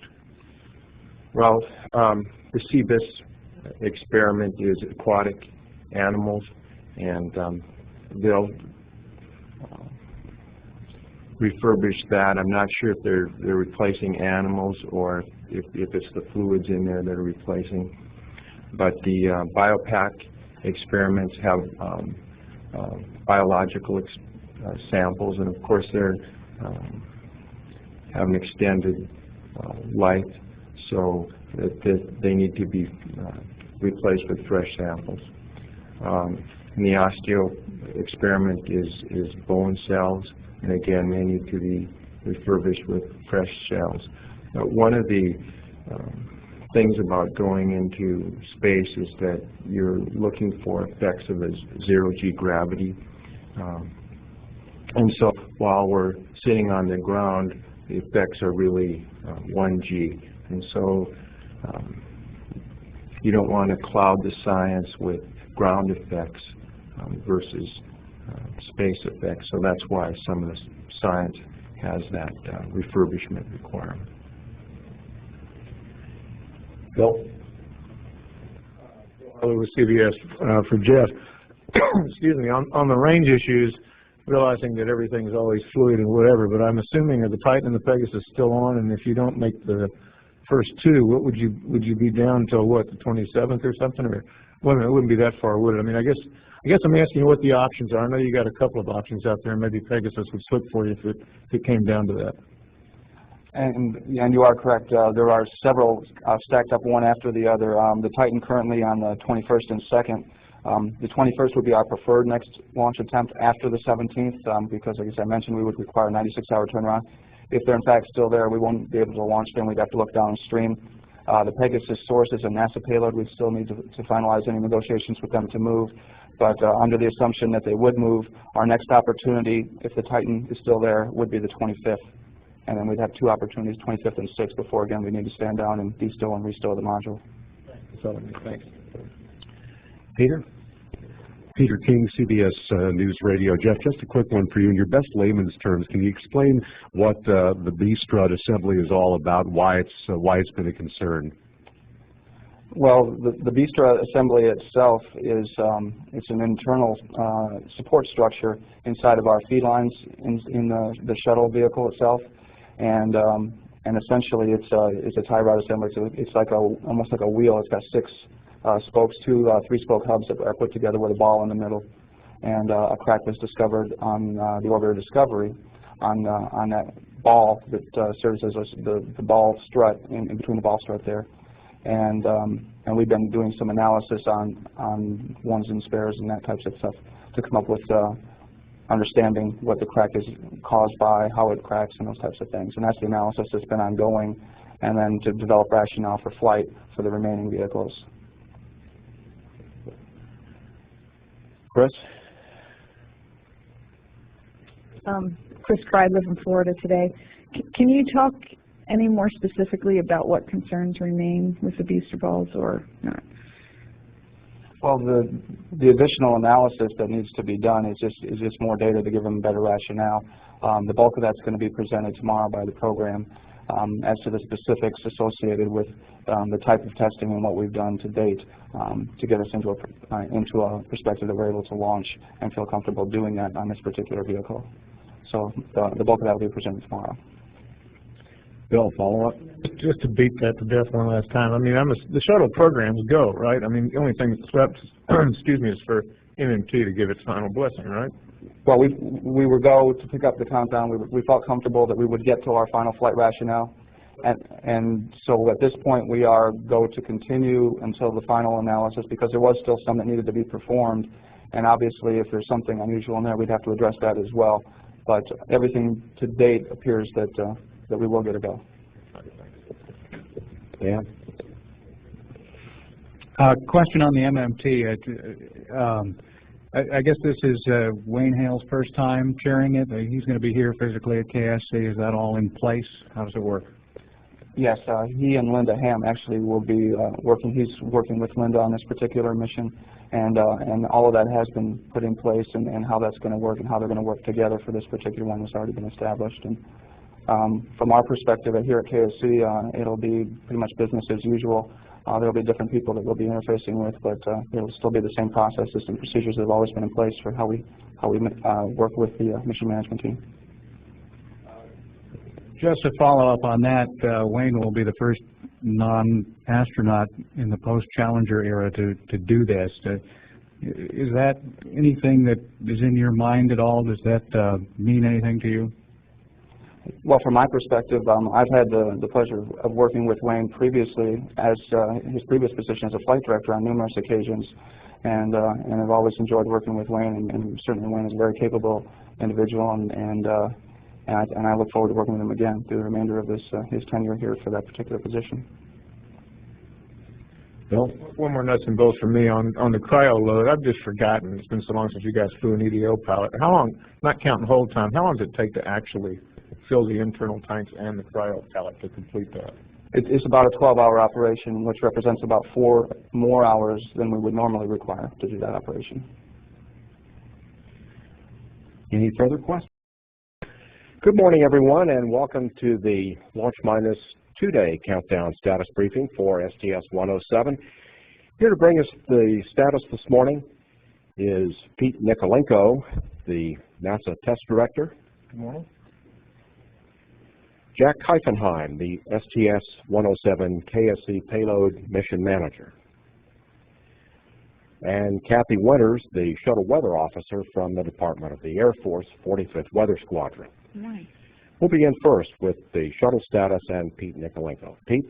Thanks, George. Good morning. I'm pleased to be here today to provide countdown status for the launch of the Shuttle Columbia and its long-awaited extended science mission. The countdown is continuing in progress and is right on schedule with no issues. We do expect the discussions on the Bistra and its final flight rationale to be presented at the L-2 mission management team review later this afternoon. Last night we began servicing our onboard fuel cell cryo storage tanks. That operation was successfully completed earlier this morning. We're currently back in the pad and we're working pad closeouts with main engine systems checks to follow later this afternoon. We're also working space hab activation in support of late module experiment stowage activities throughout today and tonight, followed by closeouts and crew module experiment stowage tomorrow.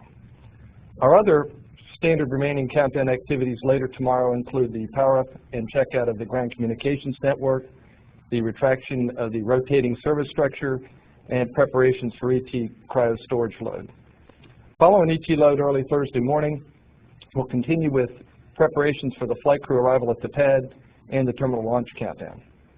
The launch period on Thursday is 4 hours in length and extends from 10 a.m. until 2 p.m., with the actual launch time occurring within that window. And as this is an extended 16-day mission, landing is scheduled to occur here at KSC on the morning of February 1st. In summary, launch countdown is continuing right on track for launch on Thursday. The flight and the ground hardware and systems are in great shape, and the launch team and the many mission support teams around the world are focused and ready to support launch on Thursday in the STS-107 mission. Thank you. Okay, thank you, Pete. And now for the payload status, Jack Keifenheim. Good morning, and thank you, George. Now we're into the launch countdown. Yesterday, we set up our MVAC, our modular vertical access kit, for our stowage today. We opened the hatch and we're all set to go.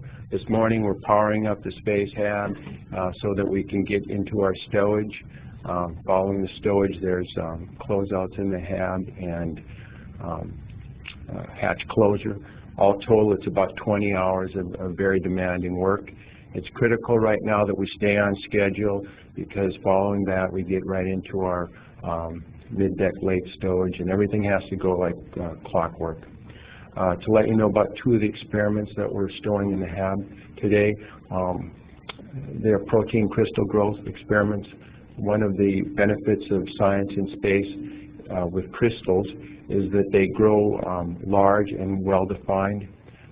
Following the missions, scientists will examine those using X-ray diffraction, and they can get a good understanding of the makeup and the structure of those molecular crystals. The benefit there is that they can use those that information to synthesize those proteins, which is very important in the pharmaceutical industry, cheaper and better drugs. Also, we're stowing the FRESH experiment. That's a fundamental rodent experiment supporting health. There's 3 AEMs, or animal enclosure modules, that are being stowed, a total of 13 rodents. The science there will look at changes in the brain, blood vessels, and fluid distribution as a result of zero-G. As mentioned, following the late hab stowage, we go into stowing lockers in the mid-deck. We have 14 lockers, and 4 of those will require IVT, they're powered. We start with that stowage Wednesday afternoon. 6 of those lockers are part of the BioPack experiment, which studies bacteria in space. It takes a look at their virulence, which is their ability to cause disease. We're looking at the effects that zero-G and extra radiation have on those. For a 24-hour launch delay, 5 of the experiments will come out for refurbishment. Those are osteo, 3 of the biopacks, and the brick experiment. If we have a 48-hour launch delay, all of the mid-deck late storage needs to be refurbished, along with the experiments that we stowed in the hab.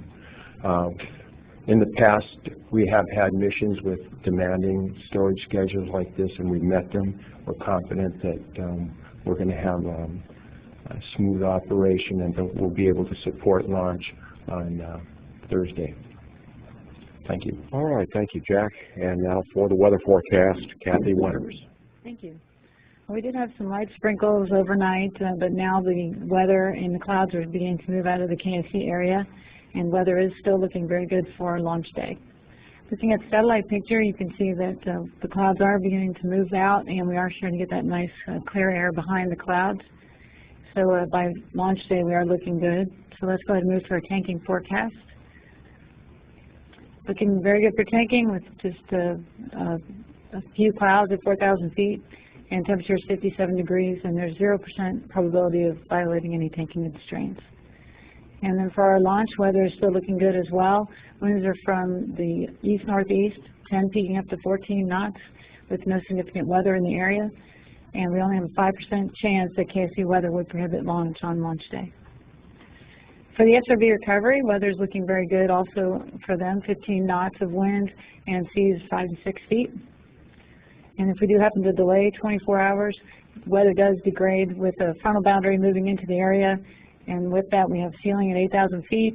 Winds pick up quite a bit from 270, 15 peaking up to 20 knots. With that, there's also a concern at the shuttle landing facility for crosswinds. And we also have some showers expected in the area.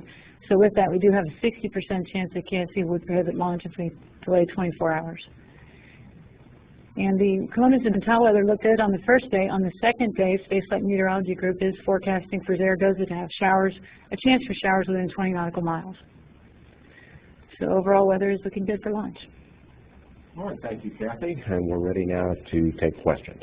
Please give your name and affiliation when the microphone comes to you, and we'll start with Bill. Excuse me, Bill Hart with CBS. Excuse me, on the MVAC, would you refresh my memory? I remember how it worked for Space Lab. I assume it works the same way for Space Lab. You have a guy in a chair and they're lowering him down the tunnel. Is that a one-man operation or one-person operation down there? I just don't remember the details. It works the same as a lab mission. There's a MVAC hardware, which is essentially a pulley system that'll lower a tech down on a chair or a sling, and they'll carry with them the stowage that needs to be installed. Yes, here. My name is Yaron Dekel. I'm from the Israeli television. It seems that everything goes pretty well so far, and I'd like to ask what could happen at the meeting at the afternoon, which might cause a delay in the launch of the Columbia. Well, we have a standard launch minus 2-day mission management team review, and at that time, all the primary project and program elements report to the mission management team and report on the readiness of their elements and readiness to support the mission. As I stated, there is still one open issue that we expect to get final closure on the ball strut tie rod assembly balls, and we expect that final flight rationale, and we hope it to be a go flight call, but we'll wait for that discussion and the final approval from the mission management team later today. But it's a standard review process that we have. There is also one other mission management team review prior to loading the external tank on the morning of launch, and we do that at which time we review the weather and also to verify that the vehicle and all the systems are ready to support launch at that time. Good morning, Eitan Amit of Yediot Achronot, Israeli Written Press. The question is to Mr. Kaferman. You mentioned yesterday animals on the shuttle. If I recall okay, you mentioned 13 rats. What are the experiments with them, and is there any other living creatures on the satellite? Yes, there are. The fresh experiment is 13 rodents. They'll look at the effects that zero-G have on them, particularly in the cerebellum portion of the brain. Also, they'll look at the size of the blood vessels as blood is distributed differently throughout their bodies in space. And they also look at the difference in the way fluids are distributed within the rodents. Hopefully the outcome will be to better understand the effects of zero-G on astronauts as they acclimate themselves to space, and also after the missions, how they acclimate themselves to gravity again. The other experiments that have some creatures, we have a experiment called STARS, which students, I can't exactly remember the acronym, but I tell you, it's 6 experiments from students across the world. Just to name a few things that are in there, there's carpenter bees, there's spiders, U.S. students have an ant colony. The Cebus experiment, which flies in the middeck, has some aquatic animals in it. Mark? Mark Carreau from the Houston Chronicle. I had one question for Pete and a weather question. Has the ball strut tie rod assembly issue at this point caused any sort of delay in any countdown preparations, or is everything proceeding apace? Everything has proceeded as laid out in its standard. There's been no effect whatsoever from those the analyses on that, or the at least with respect to the 107 countdown. That's correct. Thank you. And a couple weather questions. What's the 5% reserve on the forecast? And I think this question comes up all the time, but is your forecast for this complete 4-hour period or the actual launch period within the 4 hours? Okay, well, the 5% mainly is we have the wind coming off the water, and once in a while when we have that, we get clouds coming in off the water. We don't expect that, but I didn't want to totally rule it out, and that's what the 5% is for. And the forecast is for the actual launch window, not the public time that's been announced, for the actual window itself. And will it change? Is there a trend over the period, or is the forecast for the entire period? That forecast applies for the entire period. So that's the average wind we're expecting during that time period. That's the forecast for the entire launch period. Thank you. Oh, in the back here. Launch window. I know I'm Karen from the Israeli Air Force magazine. What does the shuttle crew do at T-minus 2 days? Are there any special activities scheduled for today? Today they'll be going through a series of briefings and with other systems, and they'll be doing, some members of the crew may be doing some training flights and landing approaches as training. And all this is done here at That's correct. Any further questions? Yes, all right, follow up here. 16 days is a relatively long flight. What's the flexibility for the landing? How much time they can stay if there are problems with the first try to land? I'm asking because I read that the Endeavour, for example, had to stay longer than usual at the last landing. That's correct. We normally provide enough margin of propellants and consumables on the shuttle to provide for the normal mission with 2 full weather extension delays. So that means that we can stay up for not only this entire 16-day mission, but also 2 other additional days if necessary due to weather. And in that case, if we did not land, if the weather here at Kennedy Space Center was unacceptable, then the second day we would certainly look closer and evaluate landing at either Edwards Air Force Base or here at Kennedy. 2 full days, that's correct. Have any one of you been in touch with the astronauts themselves, and you can share some information about them and their feeling 2 days before pre-launch? The last I've interfaced with them was prior to the Christmas holidays when we did the training, when they did the dress rehearsal training with us, and I can definitely state that they're excited and ready. I think that they're also very focused and anxious to get into this science mission. All right, any further questions? Good morning, everyone, and welcome to our Launch Minus 1 Day Countdown Status Briefing for STS-107. And here to bring us the status this morning is Jeff Spaulding, the NASA KSC Space Shuttle Test Director. Jack Keifenheim, the STS-107 KSC Payload Mission Manager, and Kathy Winters, the Shuttle Weather Officer from the 45th Weather Squadron Department of the Air Force. And we'll begin first with the Space Shuttle status and Jeff Spaulding. Jeff? Thank you, George. Good morning, everyone. I'm happy to be back and report that our launch countdown is proceeding very well. We've really had no significant issues since the countdown began.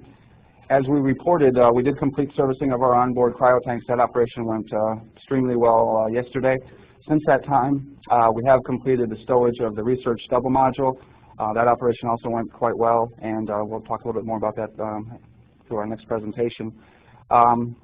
We're currently in the midst of closing out mid-deck and airlocks and on the vehicle, and those should wrap up later this morning. After that point, we'll get into our checkout of our ground communication network as we power up the orbiter systems to support that, and then follow that with final stowage of our mid-deck lockers and experiments, and then our final pad closeouts tonight with our retract of the rotating service structure, followed by our final preps and getting into external tank load later tonight.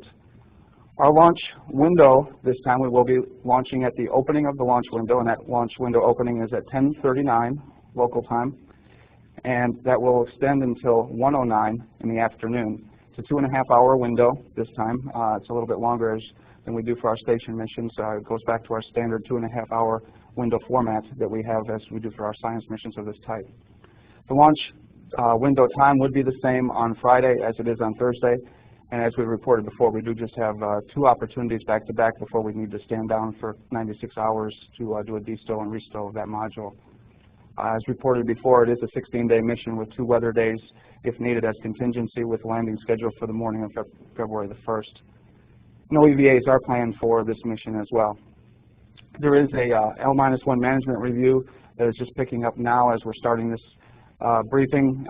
It's just a final summation of the remaining points that we needed to finalize after the L-2 yesterday on the discussions with the BSTRA that's been ongoing. And we expect final flight rationale on that this morning at the L-1, and also to put the finishing touches on discussion that we've had on some contamination that was found on one of our EMUs at the vendor when they were disassembling a valve. We did work through that throughout the night, and we did get a go to do our station EVA, which was eventful and has gone well.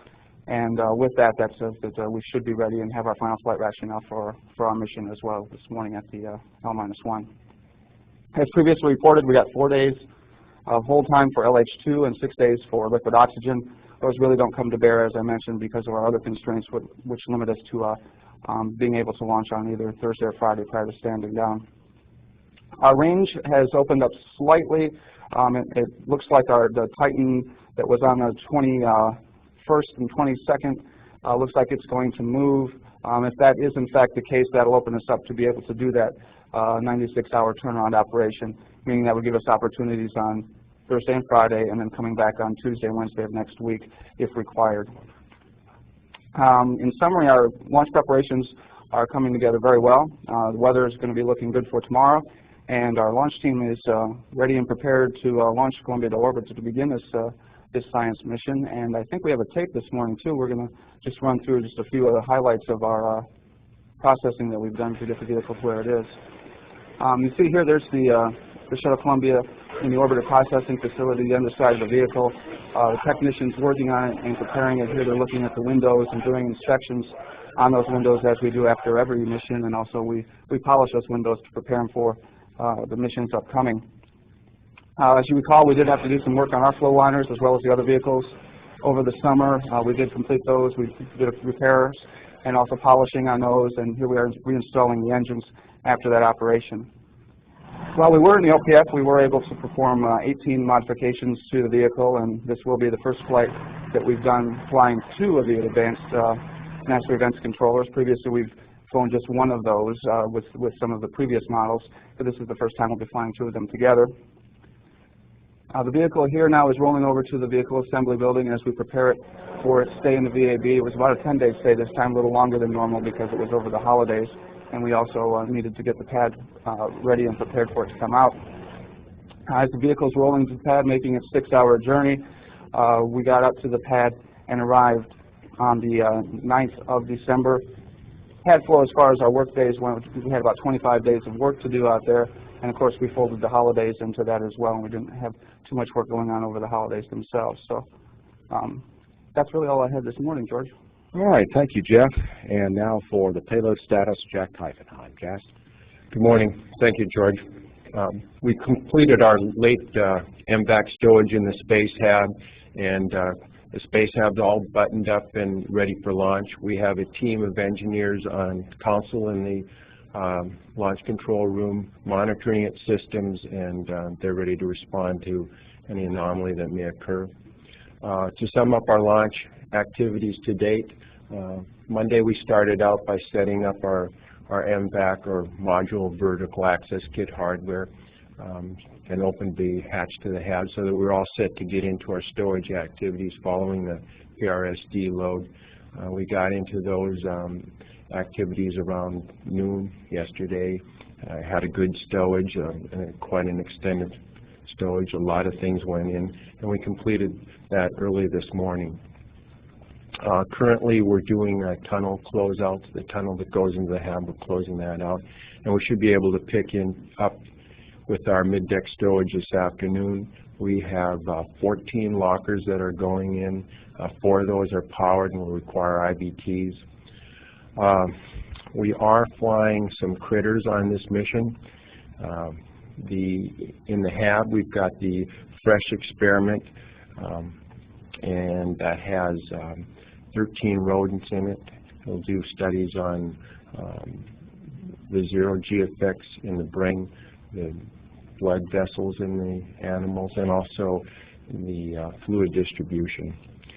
There are other critters in a STARS experiment, which is space technology and research for students, student experiments.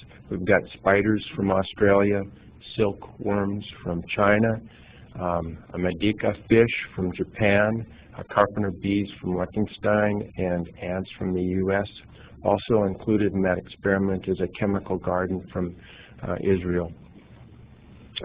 In addition to that, we'll be stowing in the mid-deck today the CBUS experiment, which is an aquatics facility, and we'll have some aquatic animals. Also within our BRIC, or Biological Research in Canisters experiment, we have some small little roundworms. But with our stowage this afternoon, we'll be all set and ready to support the launch hopefully tomorrow. And we also have some tapes to look at. This is the Freestar experiment. The Freestar got here in March.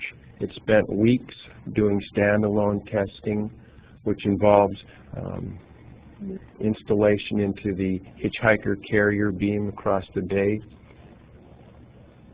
Several experiments are housed in canisters that are mounted to the hitchhiker carrier. Extensive functional testing is accomplished on those experiments, and the interface to that hitchhiker is verified so that everything is set to go prior to installation into the payload bay of Columbia. And here you see it being lowered into the payload bay. This is the EDO pallet. EDO is extended duration orbiter. There are 4 extra liquid oxygen and 4 extra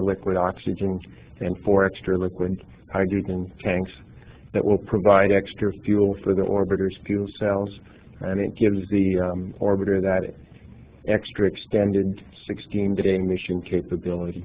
This is the Space Hab double module, the double research module, and also showing the tunnel segment that goes into it.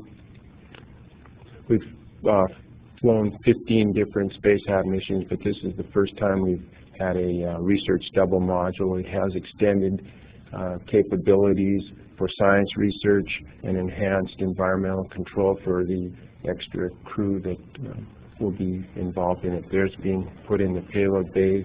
The payload bay doors are being closed, and that occurred on June 14th. All right, thank you, Jack. Now for the weather forecast, Kathy Winters. Thank you. Well, weather is looking very good here at KSC today. Temperatures are expected to reach up to 63 degrees today during the processing.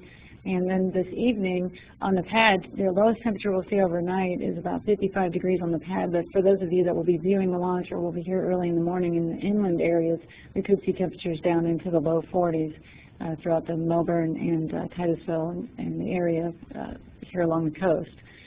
But looking at our satellite picture, you can see the weather yesterday cleared out nicely. The clouds have all pushed down south of Florida, and we have nice clear skies here and are expecting to stay that way for launch. Looking at the tanking forecast, just a few clouds at 4,000 feet. Winds are coming off the water, which is going to help us with those temperatures on the pad, giving us 57 degrees at the tanking time at the pad with a 0% chance of violating our tanking constraints. For launch weather, weather is looking good again. Winds are from the east generally at 12 to 16 knots. And no significant weather expected at this time, and the range of temperatures at that time 63 to 68 degrees Fahrenheit. We only have a 5% chance of violating launch constraints on this day. And for the SRB recovery, weather is looking good for them as well, with 15 knots of wind and seas 5 to 6 feet. If we do happen to delay 24 hours, we are concerned about a low pressure area moving into Florida. With that, we do have a lot of cloud layers expected, and also significant crosswinds. Winds at the pad will be from 270 from the west at 18 knots, peaking up to 25 knots. And at the Shuttle landing facility, the winds will be peaking up to 20 knots.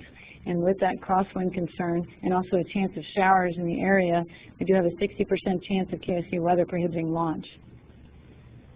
So overall, launch weather is looking good. Spaceflight Meteorology Group did put together some forecasts for the TAL and the Kona sites, and all of those forecasts look good as well. There are no violations for any of the forecasts for those sites. All right, thank you, Kathy. We're ready now to take questions. Please give your name and affiliation when the microphone comes to you, and we'll start here in the front with Marcia. Marcia Dunn, Associated Press for Jeff. I'd like more details on the spacewalk issue that seems to have come up late in the game. You know, what happened? During our normal process of back at the vendor when we're doing some of our suit refurbishments, they discovered some contamination in a relief valve associated with the ventilation system on one of the suits.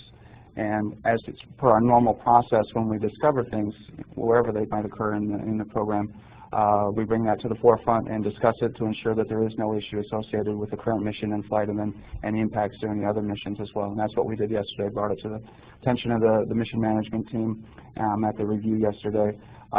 Since it was so current and late breaking, we didn't really have enough data on it to fully discuss it. They collected the rest of the data throughout the night last night to get comfortable with that, and we expect this morning to have that issue go off the table from an STS-107 perspective. What kind of excuse me, what kind of contamination was it? And I assume that so far you've just found it in that one suit at the vendor? That's correct. They don't believe the contamination to be a concern. I don't have the specifics on the composition of the contamination. The way I understand it, it's part of the preparation process during the refurbishment of that particular valve. But I did not believe that it to be a concern. But again, they'll present the final data this morning. The fact that we're doing our spacewalk last night, I think, is making us, giving us a lot more confidence that it certainly isn't an issue from a shuttle perspective. And as I mentioned earlier, we don't have any planned EVAs for STS-107 as well that would require use of the suits. One last question on that. When was that found to be an issue? Just yesterday? It was reported at the meeting yesterday. I don't know specifically timing, but it was late, obviously, because we didn't have much data at the meeting. Mark? Mark Carreau from Houston Chronicle. I had two questions. The first one, just to follow up on that. You haven't had to exchange or change the suits on Columbia, have you? No, we have not, and at this point we have no plan on doing so. Okay, thank you. And I just wondered if you run into two missed launch days and you're in that 4-day period, would you reservice the power and reactant system, or do you have enough on the initial load to take you through an attempt on the other side? We would plan to resurface both oxygen and hydrogen during that 96-hour period for the PRC system. Kelly? Kelly Young, Florida Today. First for Kathy, can you give us an early look at weather next week? Well, over the weekend we're expecting some very cold temperatures, but no significant weather, and it looks like our next weather system would be affecting us more at the end of next week. But the temperature should start warming up first again as we get into into the week, and then again the next weather system by the end of the week. And then for Jeff, is the plan to try to launch early in that window? Yes, our plan is to launch at the opening of the launch window. We don't have a preferred time and that type of thing that we have normally on a station mission. So we are targeting the beginning of the window, and it is to the second that we'd be launching on 10:39 in those seconds. Marcia, a follow-up. Two more questions. Jeff, if you don't get off by Friday, then the next try would be Monday. Am I counting right? Now The 21st, I believe, is Tuesday. Tuesday. Yes, would be our next availability to us from a capability standpoint. And of course, we assess the range as we do always. Currently, it looks favorable that it would be available to us. And one last basic question: the suit in which this valve was found to be potentially bad, is that a suit that's just a test suit, or is this a real space suit that goes up for refurbishment every so often? I wasn't clear about that. I don't have the specifics on what that is. And again, the valve itself wasn't bad. It was just some contamination found during the cleaning and turnaround process on that. Yes, in the back here. Randy Avera, Randolph Publishing. For the panel, you mentioned there were 18 modifications to the orbiter Columbia for STS-107. Could you give a highlight of the more critical mods? And the second part of that question, the EDO, is this the STS-107, the first flight of that module? No, we've flown it on a number of missions previously. We haven't flown it in a couple of years. But at all of our extended missions that we've had to date, we do use the EDO pallet, extended duration orbiter pallet, because it does give us the additional commodities that we need to produce electricity, et cetera, throughout the mission. I can get you a list of the mods themselves. I don't have that in front of me. Again, I mentioned the first flight of the 2AMX, and we also have a different type of battery that we're using in some of our systems. But we can get you a complete list of that if you need that, and we'll work that with that. Yeah, here. Any further questions? All right, over here. Robert Goss, Interspace News. What's the maximum duration of a flight using an EDO pallet? Well, right now, to date, 16 days, or excuse me, I think 17 days is our current longest mission to date. That's about pushing the envelope of where we are. The design maximum, I'd have to get you a number. I believe it's probably a bit longer, of course, than the days that we have, but I would need to get you that information. But generally, from a mission design standpoint, we target 16 days as our limiting factor on that. Columbia in the orbiter processing facility undergoes a number of different checks, as does each vehicle, including polishing of the windows on the crew compartment. The windows, of course, have a protective sheeting on them. Also, the workers install the Space Shuttle's main engines. There are 3 main engines, and they are removed and checked, and then other engines installed. These engines, of course, are reusable. Since Columbia its mission has been delayed a number of times, we did roll it back and forth to the vehicle assembly building a number of times for storage, as we were making room in the orbiter processing facilities for the other vehicles to be processed for their missions. And then once we achieved and reached a launch date, the vehicle was rolled into the vehicle assembly building on December the 9th, and then about a week later it was rolled out to Launch Pad 39A, where it now sits. This trip from the vehicle assembly building to the launch pad takes about 6 hours to complete. Also, since we arrived at the pad, we conducted a terminal countdown demonstration test where our 7 astronauts came to Kennedy Space Center for about 3 or 4 days to go through launch day activity rehearsals. FreeStar, which stands for Fast Reaction Enabling Science, Technology, and Research, underwent its processing at Kennedy Space Center. A FreeStar payload contains 6 experiments and includes an array of meteorological, communications, and student experiments. During the processing over the past several months, members of the STS-107 crew came to Kennedy Space Center to interface with the module before it was stacked and placed inside the payload bay of the Space Shuttle Columbia.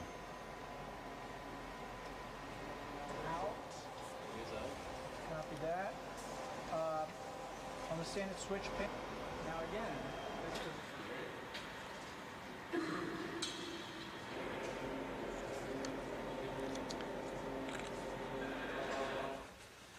the extended duration orbiter pallet was also placed in the payload bay of Columbia. This pallet contains the additional liquid hydrogen and liquid oxygen allotments that are used by Columbia's fuel cells. This extra fuel is necessary to support Columbia on this 16-day science mission. The SpaceHab Research Double module is also on board Columbia in the payload bay. It consists of a module itself, a tunnel for astronauts' access from Columbia's cockpit, the tunnel adapter assembly, and the forward extension. The module contains over 100 experiments, including the STARS program, which contains experiments by students from 6 different countries around the world. The pressurized SpaceHab Research Double module will make its maiden voyage into space aboard Columbia. SpaceHab single and double modules outfitted for research or logistics have flown on 15 different space shuttle missions to date.